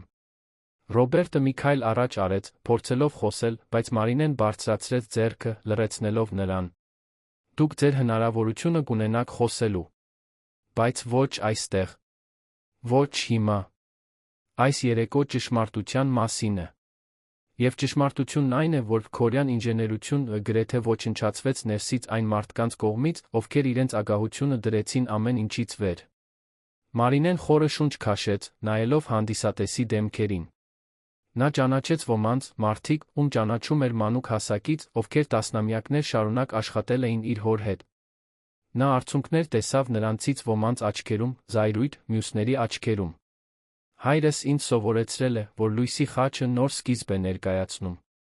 Որ նույնիսկ երբ ամեն ինչ կորած է թվում, միշտ կա հնարավորություն վերակառուցել ավելի ամուր հիմքերի վրա։ Եվ դա է այն, ինչ ես ընտրում եմ անել այսօր։ Ես թույլ չեմ տա, որ ուրիշների սխալները ոչնչացնեն այն, ինչ տասնամյակների ազնիվ աշխատանքը կառուցել է։ Նա նորից շրջվեց դեպի Ռոբերտը։ Դու այդքան շանսեր ունեցար ճիշտը անելու։ Հայրս քեզ հնարավորություններ տվեց։ Ես քեզ սեր տվեցի։ Այս ընկերությունը քեզ հարգանք տվեց։ Եվ դու ամեն ինչ դեն նետեցիր ինչու՞։ Գումարի համար։ Իշխանության համար։ Դժգոհության համար։ Ռոբերտը վերջապես գտավ իր ձայնը։ Դու չես հասկանում, թե ինչ էր ապրել քո հոր ստվերի տակ։ Միշտ չափվելով, միշտ համեմատվելով։ Երբեք բավականաչափ լավ չլինելով։ Ապա դու պետք է խոսեիր, Մարինեն պատասխանեց։ Պետք է ազնիվ լինեիր քո անապահովությունների մասին։ Պետք է ընտրեիր շտկել ամեն ինչ, ոչնչացնելու փոխարեն։ Բայց դու ընտրեցիր ավելի հեշտ ճանապարհը։ Եվ հիմա ստիպված կլինես դիմակայել հետանքներին։ Մարինեն նայեց Ջուլիային, ով մնում էր դռան մոտ, դեմքը զսպված զայրույթի դիմաc։ Եվ դու, Ջուլիա, դու հանգամանքների զոհ չէիր։ Դու գիտակից հանցակից էիր։ Դու օգնեցիր պլանավորել, իրականացնել, թաքցնել։ Եվ այս ամենը արեցիր առանց զղջման մի կաթիլի։ Ջուլիան ուսերը թոթվեց, վերականգնելով իր սովորական ամբարտավանության մի մասը։ Ես պարզապես օգտվեցի առաջացած հնարավորություններից։ Ես մեղավոր չեմ, եթե դուք բավականաչափ միամիտ էիք չնկատելու համար։ Վրդովմունքի շշուկ անցավ սրահով։ Բեատրիսը, ով մոտ էր դռանը, մոտեցավ երկու դատական պաշտոնյաների հետ, ում նա զուսպ կանչել էր միջոցառումից առաջ։ Ռոբերտ Ալմեյդա Ջուլիա Թավրոսյան, ձեզ պաշտոնապես ծանուցվում է քաղաքացիական հայցի մասին, խարդախության միջոցների շեղման յուրացման համար։ Դուք ստիպված կլինեք իրավականորեն պատասխան տալ բոլոր փաստաթղթավորված արարքների համար։ Ռոբերտը թվում էր, թե պատրաստվում էր փլուզվել։ Նա վերջին անգամ նայեց Մարինեին, առաջին անգամ տարիներ շարունակ, նա իր աչքերում տեսավ իսկական զղջում։ Մարինե, ես շատ եմ ցավում։ Ես իսկապես ցավում եմ։ Երբեք չէի ուզում, որ սա լինի։ Բայց եղավ, Մարինեն ասաց, ձայնը լի տխրությամբ։ Եվ հիմա երկուսս էլ ստիպված կլինենք սովորել ապրել ձեր ընտրությունների հետանքներով։ Պաշտոնյաները մոտեցան Ռոբերտին Ջուլիային, նրանց հանձնելով պաշտոնական փաստաթղթերը։ Ջուլիան զայրույթով վերցրեց թղթերը, դրամատիկորեն պատռելով դրանք, նախքան սրահից դուրս ուղեկցվելը։ Ռոբերտը պարզապե ստողդոչուն ձեռքերով բռնեց փաստաթղթերը, գլուխը կախ, իր նախկին ամբարտավանությունը ամբողջությամբ անհետացած։ Երբ նրանք դուրս եկան ուղեկցվող պաշտոնյաների կողմից հետո լուսանկարիչների կողմից, ովքեր կարողացան արձանագրել դուրս գալը, Մարինեն մնաց բեմում։ Սրահը լիովին քաոսի մեջ էր։ Բարձր զրույցներ, հեռախոսազանգեր, լրագրողներ, ովքեր փորձում էին հարցեր տալ։ Բայց Մարինեն պարզապես կանգնած էր այնտեղ, մի ձեռքը որովայնին, զգալով երեխայի շարժումները։ Հենց այդ ժամանակ նա տեսավ սրահի հետնամասում ծանոթ կերպար։ 60 անց տղամարդ, մոխրագույն մազերով, արցունքոտ աչքերով։ Անտոն Քորյանը այնտեղ էր, զուսպ, հեռվից դիտելով։ Նրանց հայացքները հանդիպեցին, Մարինեն հոր դեմքին տեսավ հպարտությունը։ Նա ձեռքը դրեց սրտին, մի ժեստ, որը նրանք անում էին միմյանց համար մանկուց ի վեր, նշանակելով «Ես սիրում եմ քեզ»։ Մարինեն կրկնեց ժեստը, արցունքները հիմա ազատորեն հոսում էին։ Եվ ապա նա հեռացավ, անհետանալով ամբոխի մեջ, նախքան որը մեկը կնկատեր նրան։ Բեատրիսը բարձրացավ բեմ կանգնեց Մարինեի կողքին, բռնելով նրա ձեռքը։ Դուք հիանալի էիք, նա շշնջաց։ Ձեր հայրը ճիշտ է։ Դուք ավելի ուժեղ եք, քան կարծում եք։ Մարինեն գլխով արեց, անկարող խոսելու։ Ադրենալինը, որը նրան պահում էր մինչ այդ պահը, սկսում էր սպառվել, նա զգաց, որ ոտքերը թուլանում են։ Կարենը հայտնվեց մյուս կողմից, աջակցություն առաջարկելով։ Միասին նրանք օգնեցին Մարինեին իջնել բեմից դուրս գալ սրահից կողային ելքով, հեռու շփոթությունից տեսախցիկներից։ Մեքենայում Մարինեն վերջապես թույլ տվեց իրեն փլուզվել։ Նա լացեց այն ամենի համար, ինչ կորցրել էր, այն ամենի համար, ինչ հայտնաբերել էր, այն կյանքի վերջնական ավարտի համար, որը նա այդքան զգուշությամբ կառուցել էր։ Բայց արցունքների մեջ կար նա ազատագրման տարօրինակ զգացում։ Ճշմարտությունը բացահայտված էր։ Գաղտնիքի բեռը այլս գոյություն չուներ։ Եվ թե ապագան անորոշ էր, նա գիտեր, որ ամեն ինչ ավելի լավ կլինի, քան ստի մեջ ապրելը։ Կլարիսը նրան սպասում էր բնակարանում տաք թեյով ամուր գրկախառնություններով։ Նա հարցեր չտվեց, պարզապես ներկայություն առաջարկեց։ Եվ այդ գիշեր Մարինեն առաջին անգամ քնեց շաբաթներ շարունակ։ Առանց մղձավանջների, առանց անհանգստության, պարզապես խորը ազատագրող հոգնածությամբ։ Հաջորդ օրերին պատմությունը պայթեց լրատվամիջոցներում։ Տեղական ազգային թերթերը լուսաբանեցին Քորյան ինժեներություն ի սկանդալը։ Ռոբերտը Ջուլիան հարցաքննվեցին, նրանց բանկային հաշիվները արգելափակվեցին, նրանց ունեցվածքը սառեցվեց, մինչդեռ հետաքննությունները շարունակվում էին։ Ընկերությունը մտավ ճգնաժամային ռեժիմ, խորհուրդը գիշեր ու ցերեկ աշխատելով, վնասները զսպելու հաճախորդների ու ներդրողների վստահությունը վերականգնելու համար։ Մարինեն ժամանակավորապես հեռացավ ամեն ինչից, կենտրոնանալով իր առողջության հղիության վրա։ Փաստաբան Բեատրիսը ստանձնեց առաջնագիծը, ներկայացնելով Քորյան ընտանիքի շահերը աշխատելով շեղված միջոցները վերականգնելու ուղղությամբ։ Կարենը շարունակեց հետաքննել, բացահայտելով այլ հնարավոր ներգրավվածների մասին մանրամասներ։ Միջոցառումից 3 շաբաթ անց Մարինեն նամակ ստացավ։ Այն եկել էր պետական բանտից։ Դա Ռոբերտից էր։ Նա վարանեց բացելուց առաջ, բայց վերջապես որոշեց կարդալ։ Նամակը երկար էր, ձեռագիր, դողդոջուն տառերով։ Ռոբերտը ներողություն չէր խնդրում։ Ասում էր, որ արժանի չէ։ Բայց բացատրում էր դաժան ազնվությամբ, որը երբեք չէր ցուցաբերել նախկինում, թե ինչպես էր հասել այդ կետին։ Խոսում էր այն անապահովությունների մասին, որոնք սպառել էին նրան, այն մասին, թե ինչպես էր դժգոհությունը դանդաղորեն աճել մինչ թունավորել այն ամենը, ինչին դիպչում էր։ Խոստովանեց, որ սերը վերածել էր դառնության, երախտագիտությունը՝ ատելության։ Եվ ավարտեց ասելով, որ իրենց որդին արժանի է խիզախ մոր, ինչպես Մարինեն, մեկի, ով ընտրել էր ճշմարտությունը, նույնիսկ երբ ցավոտ էր։ Շնորհակալություն, որ լիովին չոչնչացրիր ինձ, նա գրել էր վերջում։ Շնորհակալություն, որ ընտրեցիր արդարությունը, ոչ թե վրեժը։ Մեր որդին քո մեջ կունենա այն ամենը, ինչ նրան պետք է։ Եվ ես կանցկացնեմ իմ կյանքի մնացած մասը, փորձելով դառնալ մեկը, ով մի օր, գուցե, արժանի կլինի առնվազն քո հարգանքին, եթե ոչ քո ներմանը։ Մարինեն դանդաղ ծալեց նամակը, դրեց այն մի դարակում։ Նա զայրույթ չէր զգում։ Այլս ոչինչ չէր զգում Ռոբերտի հանդեպ, բացի հեռավոր տխրուցի։ Ունից այն մարդու համար, ով նա կարող էր լինել, բայց ընտրեց չլինել։ Եվ գուցե, շատ տարիներ անց, երբ վերքերը լիովին կլինեին, նա կարող էր հետ նայել առանց ցավի։ Բայց ոչ հիմա։ Հիմա ժամանակն էր առաջ նայելու, այն ապագային, որը նա կկառուցեր իր որդու համար։ Լույսի խաչը նորից սկսում էր փայլել, լուսավորելով նոր, դժվար, բայց ճշմարիտ ճանապարհ։ Այն ամիսները, որոնք հաջորդեցին Մարիոթ հյուրանոցում տեղի ունեցած իրադարձությանը, Մարինեի համար խորը փոխակերպման շրջան էին։ Նա վերջնականապես տեղափոխվեց Կլարիսի հետ կիսած բնակարանից դեպի Սանա լճի մոտակայքում գտնվող մի հանգիստ բնակավայրում գտնվող ավելի փոքր հարմարավետ տուն, մի վայր, որտեղ ծովը միշտ մոտ էր, որտեղ նա կարող էր նորից սկսել հեռու այն հիշողություններից, որոնք տանջում էին նրան։ Տունը ուներ փոքր, բայց խնամված այգի, լայն պատշգամբներ, լեռների տեսարանով բնական լույսով լի սենյակներ։ Դա հենց այնպիսի վայր էր, որտեղ նա ուզում էր մեծացնել իր որդուն։ Ռոբերտի Ջուլիայի դեմ դատական գործընթացը դանդաղ էր ընթանում, ինչպես հաճախ է լինում բարդ դեպքերի հետ։ Բեատրիսը անխոնջ աշխատում էր, հավաքելով ավելի շատ ապացույցներ, հետելով արտերկրի բանկային հաշիվներին, կառուցելով ամուր գործ, որը կապահովեր ոչ միայն ներգրավվածների պատասխանատվությունը, այլ շեղված միջոցների վերականգնումը։ Սկզբնապես նույնականացված 15 միլիոնից արդեն հաջողվել էր արգելափակել մոտ 10, թե մնացածը թաքնված էր բարդ ֆինանսական կառույցներում, որոնք տարիներ կպահանջեին լիովին բացահայտելու համար։ Քորեան ինժեներությունը խորը վերակազմավորման ենթարկվեց։ Բաժնետերերի խորհուրդը քվեարկեց սկանդալում ներգրավված բոլոր անձանց հեռացնելու թափանցիկության ու աուդիտի նոր արձանագրություններ ներդնելու օգտին։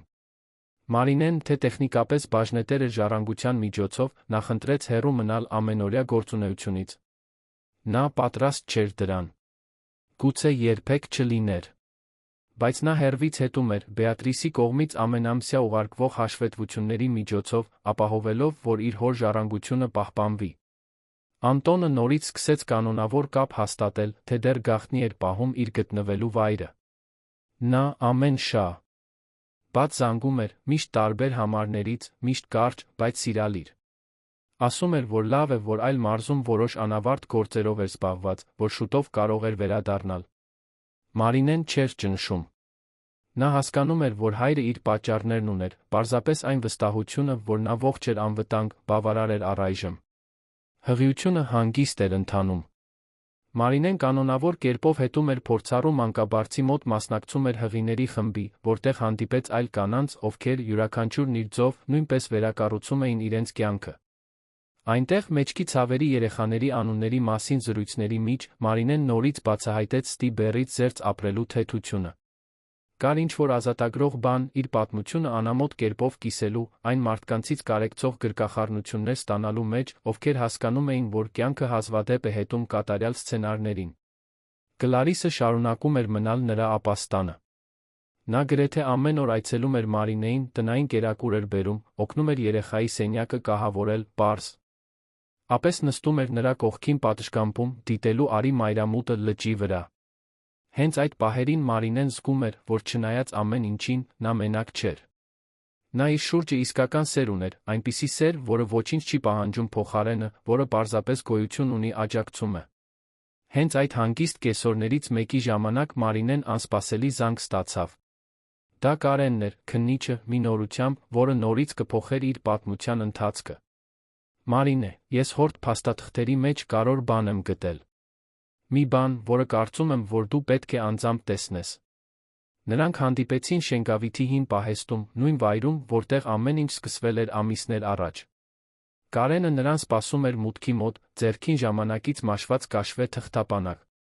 Ներսում կային գույքի, հողատարածքի վկայագրեր, ճարտարապետական նախագծերի մասին փաստաթղթեր։ Ձեր հայրը հետ էր գնել այս պահեստը մեկնելուց մի քանի ամիս առաջ, բացատրեց Կարենը։ Այն դուստր ընկերության անունով էր, դրա համար էլ ոչ ոք չգիտեր։ Եվ շատ կոնկրետ ցուցումներ էր թողել, թե ինչ անել դրա հետ։ Մարինեն թերթ։ Ում էր փաստաթղթերը, շփոթված։ Կային տարածքի ամբողջական վերանորոգման մանրամասն հատակագծեր, նախահաշիվներ, արդեն հաստատված թույլտվություններ։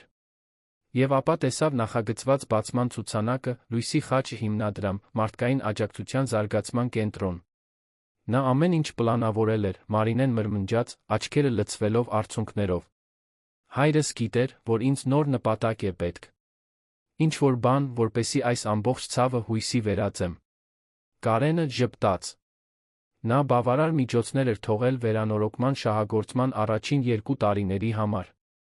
Դրանից հետո ասել էր, որ վստահում է ձեզ, գտնելու ուղիներ, նախագիծը կենդանի պահելու համար։ Նա ուզում էր, որ դա լինի մի վայր, օգնելու դժվար իրավիճակներում գտնվող մարդկանց։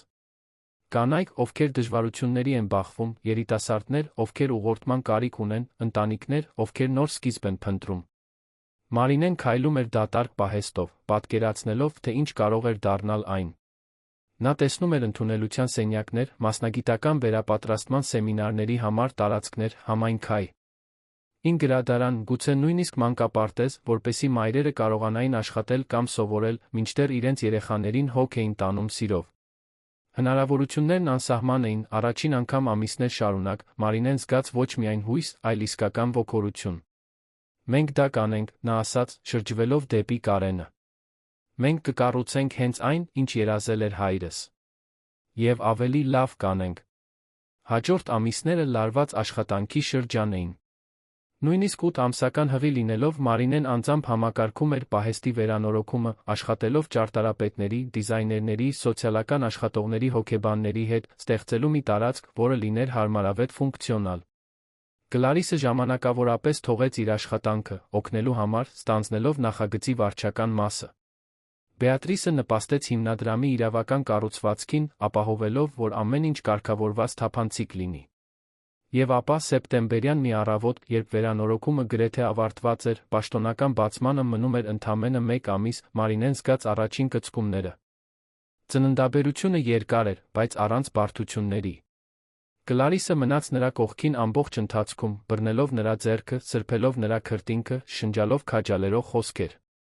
Եվ երբ վերջապես երեխան ծնվեց, սենյակը լցնելով իր ուժեղ առողջ լացով, Մարինեն նույնպես լացեց, բայց ուրախությունից, թեթացումից, բացարձակ անվերապահ սիրուց։ Դա տղա էր։ Փոքրիկ, վարդագույն, կատարյալ։ Մարինեն նրան սեղմեց կրծքին, զգալով փոքրիկ մարմնի ջերմությունը, մեղմ շնչառությունը, արագ բաբախող փոքրիկ սիրտը։ Եվ գիտեր, բացարձակ վստահությամբ, որ դա բոլորից ամենաիսկական նոր սկիզբն էր։ Կարևոր չէր, թե ինչ էր պատահել նախկինում։ Այնտեղ, այդ պահին, սկսվում էր լիովին նոր բան։ Բարի գալուստ, Գաբրիել, նա շշնջաց, համբուրելով որդու ճակատը։ Գաբրիել Քորյան։ Դու կմեծանաս, իմանալով միայն իսկական սեր բացարձակ ճշմարտություն։ Անտոնը երան վերադարձավ ծննդից 3 օր անց։ Նա հայտնվեց հիվանդանոցի սենյակում, առանց նախազգուշացման, ավելի նիհար, ավելի շատ սպիտակ մազերով, բայց նույն քաղցր հայացքով, որը Մարինեն ճանաչում էր միշտ։ Հայրն ու դուստրը եր։ Կար գրկախառնվեցին, միասին լացելով, ազատելով ամիսների կարոտն ու լարվածությունը։ Նա գեղեցիկ է, Անտոնն ասաց, առաջին անգամ թոռանը գրկելով։ Ունի քո մոր աչքերը։ Եվ Քորյանների համառությունը, վստահ եմ։ Մարինեն ծիծաղեց, սրբելով արցունքները։ Հայր, հիմա կմնաս։ Անտոնը գլխով արեց։ Այո։ Այլս ոչինչ չկա, որ ինձ հեռու պահի։ Ես լուծեցի այն, ինչ պետք էր լուծել։ Եվ հիմա ուզում եմ լինել այստեղ, քո իմ թոռան կողքին, օգնելով կառուցել այս նոր փուլը։ Պապի ներկայությունը հիմնարար էր Գաբրիելի կյանքի առաջին ամիսներին։ Անտոնը բացահայտվեց որպես նվիրված ներկա պապիկ, արթնանալով կեսգիշերին, գերակրելու օգնելու համար, երգելով հին օրորոցայիններ, պատմելով Քորյան ընտանիքի մասին այն մասին, թե ինչպես էր յուրաքանչյուր ձեռքբերում ուղեկցվում պատասխանատվությամբ բնավորությամբ։ Լույսի խաչ հիմնադրամի բացումը տեղի ունեցավ, երբ Գաբրիելը 2 ամսական էր։ Դա պարզ, բայց հուզիչ արարողություն էր, տեղական իշխանությունների, այլ սոցիալական կազմակերպությունների ներկայացուցիչների, հատկապես առաջին ընտանիքների ներկայով։ Ությամբ, ովքեր կօգտվեին նախագծից։ Մարինեն կարճ ելույթ ունեցավ, Գաբրիելը խաղաղ քնած իր կողքի մանկասայլակում։ Այս վայրը ծնվել է ցավից, բայց կառուցվել է հույսով, նա ասաց, ձայնը ամուր, բայց հուզված։ Հայրս միշտ սովորեցրել է, որ ամենամեծ լույսերը փայլում են ամենամութ գիշերներին։ Եվ դա է այն, ինչ մենք ուզում ենք լինել այստեղ։ Մի լույս նրանց համար, ովքեր պետք է գտնեն իրենց ճանապարհը։ Մի աջակցություն նրանց համար, ովքեր վերակառուցում են իրենց կյանքը։ Մի հիշեցում, որ միշտ հնարավոր է նորից սկսել, անկախ նրանից, թե ինչ է պատահել նախկինում։ Ներկաների մեջ էր մոտ 30 տարեկան մի կին, փոքրիկ աղջկա ձեռքը բռնած։ Նա մոտեցավ Մարինեին ելույթից հետո, աչքերը լցված արցունքներով։ Իմ անունն է Ֆերնանդա։ Ես կարդացել եմ ձեր պատմությունը թերթերում։ Այն մասին, թե ինչպես եք դուք դիմակայել ամեն ինչին, այնուամենայնիվ, ընտրել ինչ-որ լավ բան կառուցել։ Դա ինձ քաջություն տվեց թողնելու մի ամուսնություն, որը դանդաղորեն ոչնչացնում էր ինձ։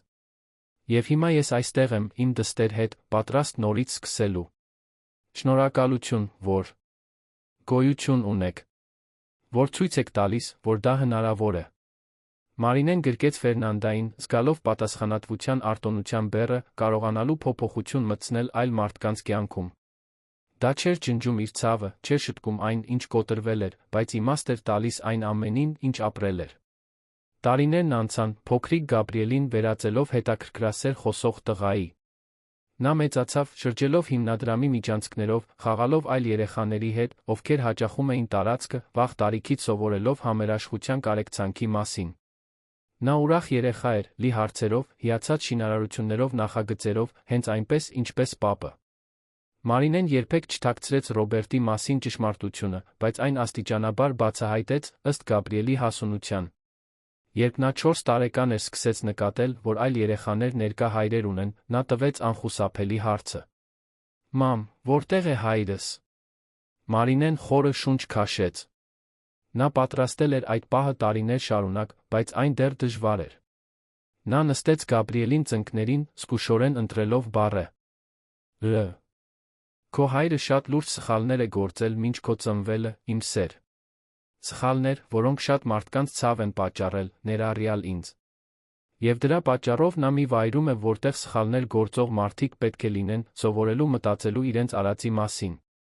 Գաբրիելը հոնքերը կիտեց, մարսելով տեղեկատվությունը երեխաներին բնորոշ լրջությամբ։ Նա վատ է։ Այդքան պարզ չէ։ Նա վատը չէր ծնվել։ Բայց նա վատ ընտրություններ է կատարել, ընտրություններն ունեն հետանքներ։ Մի օր, երբ դու ավելի մեծ լինես, ես քեզ ամեն ինչ մանրամասն կպատմեմ։ Եվ ապա դու կհասկանաս, որ մարդիկ բարդ են, որ նրանք կարող են լինել լավը վատը միաժամանակ, որ մեր արարքները սահմանում են, թե ով ենք մենք իրականում։ Նա ինձ գիտի։ Գիտի։ Եվ նամակներ է գրում երբեմն հարցնելով, թե ինչպես ես։ Կարող եմ կարդալ նամակները։ Մարինեն վարանեց։ Երբ մի փոքր ավելի մեծ լինես, այո։ Ես ոչինչ չեմ թաքցնի քեզանից, Գաբրիել։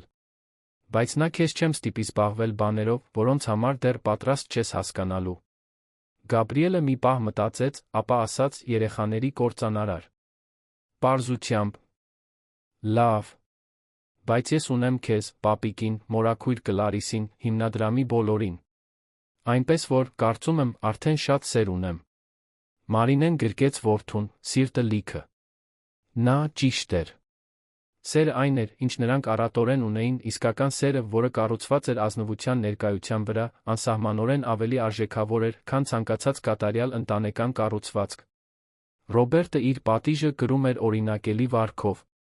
Բեատրիսը Մարինեին տեղյակ էր պահում գործընթացի ընթացքի նրա վիճակի մասին։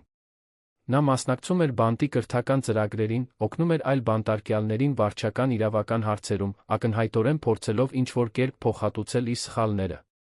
Նա երբեմն նամակներ էր ուղարկում, երբեք ոչինչ չխնդրելով, պարզապես զղջում հայտնելով հարցնելով Գաբրիելի մասին։ Մարինեն կարճ պատասխանում էր, քաղաքավարի, բայց առանց սիրո։ Տեղեկացնում էր որդու աճի մասին, երբեմն լուսանկար էր ուղարկում, բայց պահպանում էր անհրաժեշտ հեռավորությունը իր սեփական էմոցիոնալ առողջության համար։ Հաշտեցման տեղ չկար, բայց նա ատելության տեղ չկար։ Պարզապես ընդունում էր, որ դա իրականությունն էր, որ երկուսն էլ պետք է շարունակեին իրենց ճանապարհները առանձին։ Ջուլիան, մյուս կողմից, երբեք իսկական զղջում չցուցաբերեց։ Նա իր պատիժը կրում էր դժգոհությամբ, հրաժարվելով մասնակցել վերականգնողական ծրագրերին, պնդելով, որ ինքը հանգամանքների զոհ էր։ Մարինեն չզարմացավ։ Որոշ մարդիկ պարզապես չեն կարողանում պատասխանատվություն ստանձնել իրենց արարքների համար։ Եվ դա լավ է։ Դա նրա խնդիրը չէր։ Երբ Գաբրիելը լրացավ 6 տարեկան, Լույսի խաչ հիմնադրամն արդեն օգնել էր ավելի քան 500 ընտանիքի։ Նրանք առաջարկում էին մասնագիտական դասընթացներ, հոգեբանական աջակցություն, իրավական խորհրդատվություն, երեխաների համար գործունեություն, նույնիսկ փոքր միկրովարկային ծրագիր այն կանանց համար, ովքեր ցանկանում էին փոքր բիզնես սկսել։ Այն նախագիծը, որը Անտոնը երազել էր, որը Մարինեն կառուցել էր, դարձել էր տարածաշրջանում հղում, այլ քաղաքների պետական կառավարիչների կողմից այցելվելով, մոդելը կրկնօրինակելու շահագրգռվածությամբ։ Մարինեն հիմնադրամի ղեկավարությունում գտավ չմիայն նպատակ, այլ իսկական կոչում։ Նա հայտնաբերեց, որ տաղանդ ուներ կառավարման միջոցներ հայթայթելու ինստիտուցիոնալ հաղորդակցության համար։ Նա նորից սկսեց սովորել, ավարտելով հետդիպլոմային կրթություն 3-րդ հատվածի կազմակերպությունների կառավարման ոլորտում։ Նրա անձնական հաղթահարման պատմությունը ոգեշնչում էր դարձել բազմաթիվ կանանց համար, ապացուցելով, որ հնարավոր է վերակառուցել կյանքը արժանապատվությամբ կործանարար փորձառություններից հետո։ Մի կեսօր, երբ նա աշխատում էր իր գրասենյակում, հիմնադրամում, Մարինեն անսպասելի զանգ ստացավ Բեատրիսից։ Կային նորություններ Ռոբերտի գործընթացի մասին։ Նա իրավասու է ռեժիմի առաջընթացի համար, բացատրեց Բեատրիսը։ Օրինակելի վարքի արդեն կրած ժամանակի շնորհիվ, նա շուտով կարող է անցնել կիսաբաց ռեժիմի։ Եվ Մարինե, նա խնդրել է հանդիպել ձեզ հետ։ Ասել է, որ կարևոր բան ունի անձամբ ասելու։ Մարինեն երկար լռեց։ Անցել էր 7 տարի այդ սարսափելի գիշերից գրասենյակում։ 7 տարի Մարիոթ հյուրանոցում բացահայտումից հետո։ 7 տարի վերակառուցման, բուժման, աճի։ Արդյոք նա պատրաստ էր նորից տեսնել նրան։ Ես պետք է մտածեմ դրա մասին, նա պատասխանեց վերջապես։ Նա խոսեց Անտոնի, Կլարիսի, իր թերապևտի հետ։ Բոլորն ասացին նույն բանը։ Որոշումը նրա էր, միայն նրա։ Ճիշտ կամ սխալ պատասխան չկար։ Միայն այն, ինչ նա զգում էր, որ պետք է աներ իր սեփական խաղաղության համար։ 2 շաբաթ մտածելուց հետո Մարինեն որոշեց ընդունել հանդիպումը։ Բայց հստակ պայմաններ դրեց։ Դա կլիներ Բեատրիսի ներկայությամբ բանտի պաշտոնական սենյակում, նա կարող էր ընդհատել խոսակցությունը ցանկացած պահի, եթե դրա կարիքը զգար։ Հանդիպման օրը մոխրագույն անձրոտ էր։ Մարինեն բանտ հասավ, ստամոքսը կծկված, ձեռքերը քրտնած։ Նա Ռոբերտին անձամբ չէր տեսել հյուրանոցում տեղի ունեցած այդ գիշերվանից ի վեր։ Ինչպիսին կլիներ նա։ Ինչպես կռեակցներ ինքը։ Երբ նա մտավ այցելությունների սենյակ, Մարինեն գրեթե չճանաչեց նրան։ Ռոբերտը զգալիորեն ծերացել էր։ Մազերը նախկինում միշտ անթերի, ամբողջությամբ մոխրագույն էին կարճ կտրված։ Նա ավելի նիհար էր, աչքերի շուրջ խորը գծերով։ Բայց նրա արտահայտության մեջ ինչ-որ տարբեր բան կար։ Համեստություն, հանգստություն, որը Մարինեն երբեք չէր տեսել նախկինում։ Նրանք նստեցին սեղանի հակառակ կողմերում, Բեատրիսը զուսպ սենյակի անկյունում։ Շնորհակալություն գալու համար, Ռոբերտը ասաց, ձայնը հուզմունքից խռպոտ։ Ես գիտեմ, որ արժանի չեմ ձեր ժամանակին, բայց շնորհակալ եմ։ Մարինեն ոչինչ չասաց, պարզապես սպասեց, որ նա շարունակի։ Ես ուզում էի ներողություն խնդրել։ Իսկապես։ Ոչ։ Թե նախորդ անգամների պես, երբ դեռ փորձում էի ինձ արդարացնել կամ նվազագույնի հասցնել իմ արածը։ Այլ իսկական ներողություն, առանց ակնկալիքների, առանց փոխարենը ոչինչ խնդրելու։ Ռոբերտը դադարեց, աչքերը փայլելով։ Դուք արժանի չէիք իմ արածից ոչ մեկին։ Գաբրիելը արժանի չէր։ Ձեր հայրը արժանի չէր։ Ես անապահովությունը վերածեցի թույնի թույլ տվեցի, որ դա ոչնչացնի այն ամենը, ինչ լավն էր իմ կյանքում։ Մարինեն զուսպ սրբեց արցունքները, բայց ձայնը մնաց ամուր։ Ինչու։ Հիմա, Ռոբերտ։ Ինչու։ 7 տարի անց դու վերջապես հասկանում ես դա։ Որովհետև ինձ այդքան ժամանակ պահանջվեց, իսկապես ինձ նայելու համար։ Դադարեցնելու այլ մարդկանց, այլ հանգամանքներին մեղադրելը։ Առաջին տարիներին ես դեռ ինձ զոհ էի համարում։ Ձեր հոր զոհ, հանգամանքների զոհ, ամեն ինչի զոհ, բացի իմ սեփական ընտրություններից։ Բայց ճշմարտությունն այն է, որ սխալ ճանապարհի յուրաքանչյուր քայլ իմ կողմից կայացված գիտակցված որոշում էր։ Եվ միայն հիմա կարող եմ դա լիովին ընդունել։ Ռոբերտը խորը շունչ քաշեց։ Ես ներում չեմ սպասում։ Դրա համար չեմ խնդրել ձեզ տեսն։ Ես պարզապես ուզում էի, որ դուք իմանաք, որ լիովին ճանաչում եմ իմ պատճառած վնասը։ Եվ որ եթե կարողանայի ժամանակը հետ տալ այլ կերպ անել, կանեի։ Բայց չեմ կարող։ Այնպես որ ինձ մնում է միայն փորձել ավելի լավ մարդ դառնալ այսուհետ, նույնիսկ եթե շատ ուշ է կոտրվածը շտկելու համար։ Մարինեն զուսպ սրբեց արցունքները։ Գաբրիելը լավ է։ Նա հիանալի է։ Խելացի, բարի, հետաքրքրասեր։ Նա մեծանում է իսկական սիրով շրջապատված ամեն օր սովորում է ազնվության բնավորության մասին։ Նա գիտի ձեր մասին։ Դեռ ոչ բոլոր մանրամասները, բայց գիտի էականը։ Եվ մի օր, երբ նա ավելի մեծ լինի, ես թույլ կտամ նրան որոշել, ուզում է ձեզ ճանաչել, թե ոչ։ Բայց այդ ընտրությունը կլինի նրանը, ոչ թե իմը։ Դա ավելին է, քան արժանի եմ, Ռոբերտը ասաց։ Եվ դա ճիշտ է։ Մարինե, դուք դարձել եք արտասովոր մարդ։ Միշտ էլ եղել եք, բայց հիմա դա ակնհայտ է բոլորի համար։ Հիմնադրամը, ձեր կատարած աշխատանքը, այն ձ, թե ինչպես եք ցավը վերածել նպատակի։ Ձեր հայրը էլ ավելի հպարտ կլիներ, եթե դա հնարավոր լիներ։ Մարինեն կոկորդում կծիկ զգաց։ Հայրս, բարեբախտա։ Բար, ողջ է դա տեսնելու համար։ Եվ այո, նա հպարտ է։ Բայց ոչ այն պատճառով, որ ես հաղթահարել եմ ձեր արածը։ Նա հպարտ է, որովհետև ես ընտրել եմ կառուցել, ոչնչացնելու փոխարեն։ Ընտրել եմ ճշմարտությունը, վրեժի փոխարեն։ Ընտրել եմ սերը, դառնության փոխարեն։ Ռոբերտը գլխով արեց, արցունքները վերջապես հոսելով դեմքով։ Շնորհակալություն դրա համար, որ ընտրել եք դժվար, բայց ճիշտ ճանապարհը։ Որ օրինակ եք շատ մարդկանց համար, ներառյալ ինձ։ Խոսակցությունը տեց մի քանի րոպե, Ռոբերտը հարցրեց Գաբրիելի կյանքի մանրամասների մասին, որոնք Մարինեն ընտրեց կիսել։ Երբ ավարտեցին, Մարինեն վեր կացավ դուրս գալու։ Դռան մոտ, նա վերջին անգամ շրջվեց։ Ռոբերտ, ես ձեզ չեմ ներում։ Դեռ ոչ։ Գուցե երբեք։ Բայց նա այլս զայրույթ չեմ պահում։ Դուք պարզապես մի մարդ եք, ով իմ անցյալի մասն էր, ով ինձ ցավոտ, բայց անհրաժեշտ դասեր տվեց վստահության, սահմանների, միշտ ճշմարտությունն ընտրելու կարողության մասին։ Եվ այդ դասերի համար, տարօրինակ կերպով, ես շնորհակալ եմ։ Ռոբերտը գլուխը կախեց, հարգալից։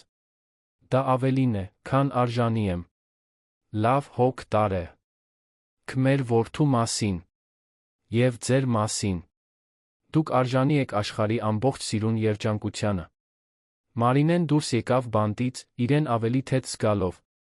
Դա ներում չէր, դա հաշտություն չէր, բայց դա ավարտ էր։ Դա հնարավորություն էր վերջապես թողնել այդ գլուխը լիովին հետում առաջ շարժվել առանց բեռի ուսերին։ Այդ գիշեր, տանը, Մարինեն նստեց Գաբրիելի հետ պատշգամբում։ Տղան նկարում էր տետրում, կենտրոնացած, ստեղծելով այն, ինչ թվում էր շատ բարձր շենք։ Մամ, երբ մեծանամ, ուզում եմ գեղեցիկ բաներ կառուցել, ինչպես պապիկն էր կառուցում, նա ասաց, աչքերը չհեռացնելով նկարից։ Մարինեն ժպտաց, շոյելով որդու մազերը։ Դու գեղեցիկ բաներ կկառուցես, իմ սեր։ Եվ ամենակարևորը, դու կկառուցես ազնվությամբ սրտով։ Ինչպես քո պապիկն ինձ սովորեցրեց։ Ինչպես ես եմ քեզ սովորեցնում։ Գաբրիելը նայեց նրան լուրջ։ Իսկ եթե սխալվեմ։ Եթե վատ բաներ անեմ։ Բոլորս էլ սխալվում ենք, Գաբրիել։ Բոլորս։ Կարորը երբեք չսխալվելը չէ, այլ ճանաչելը, երբ սխալվում ենք փորձելը շտկել։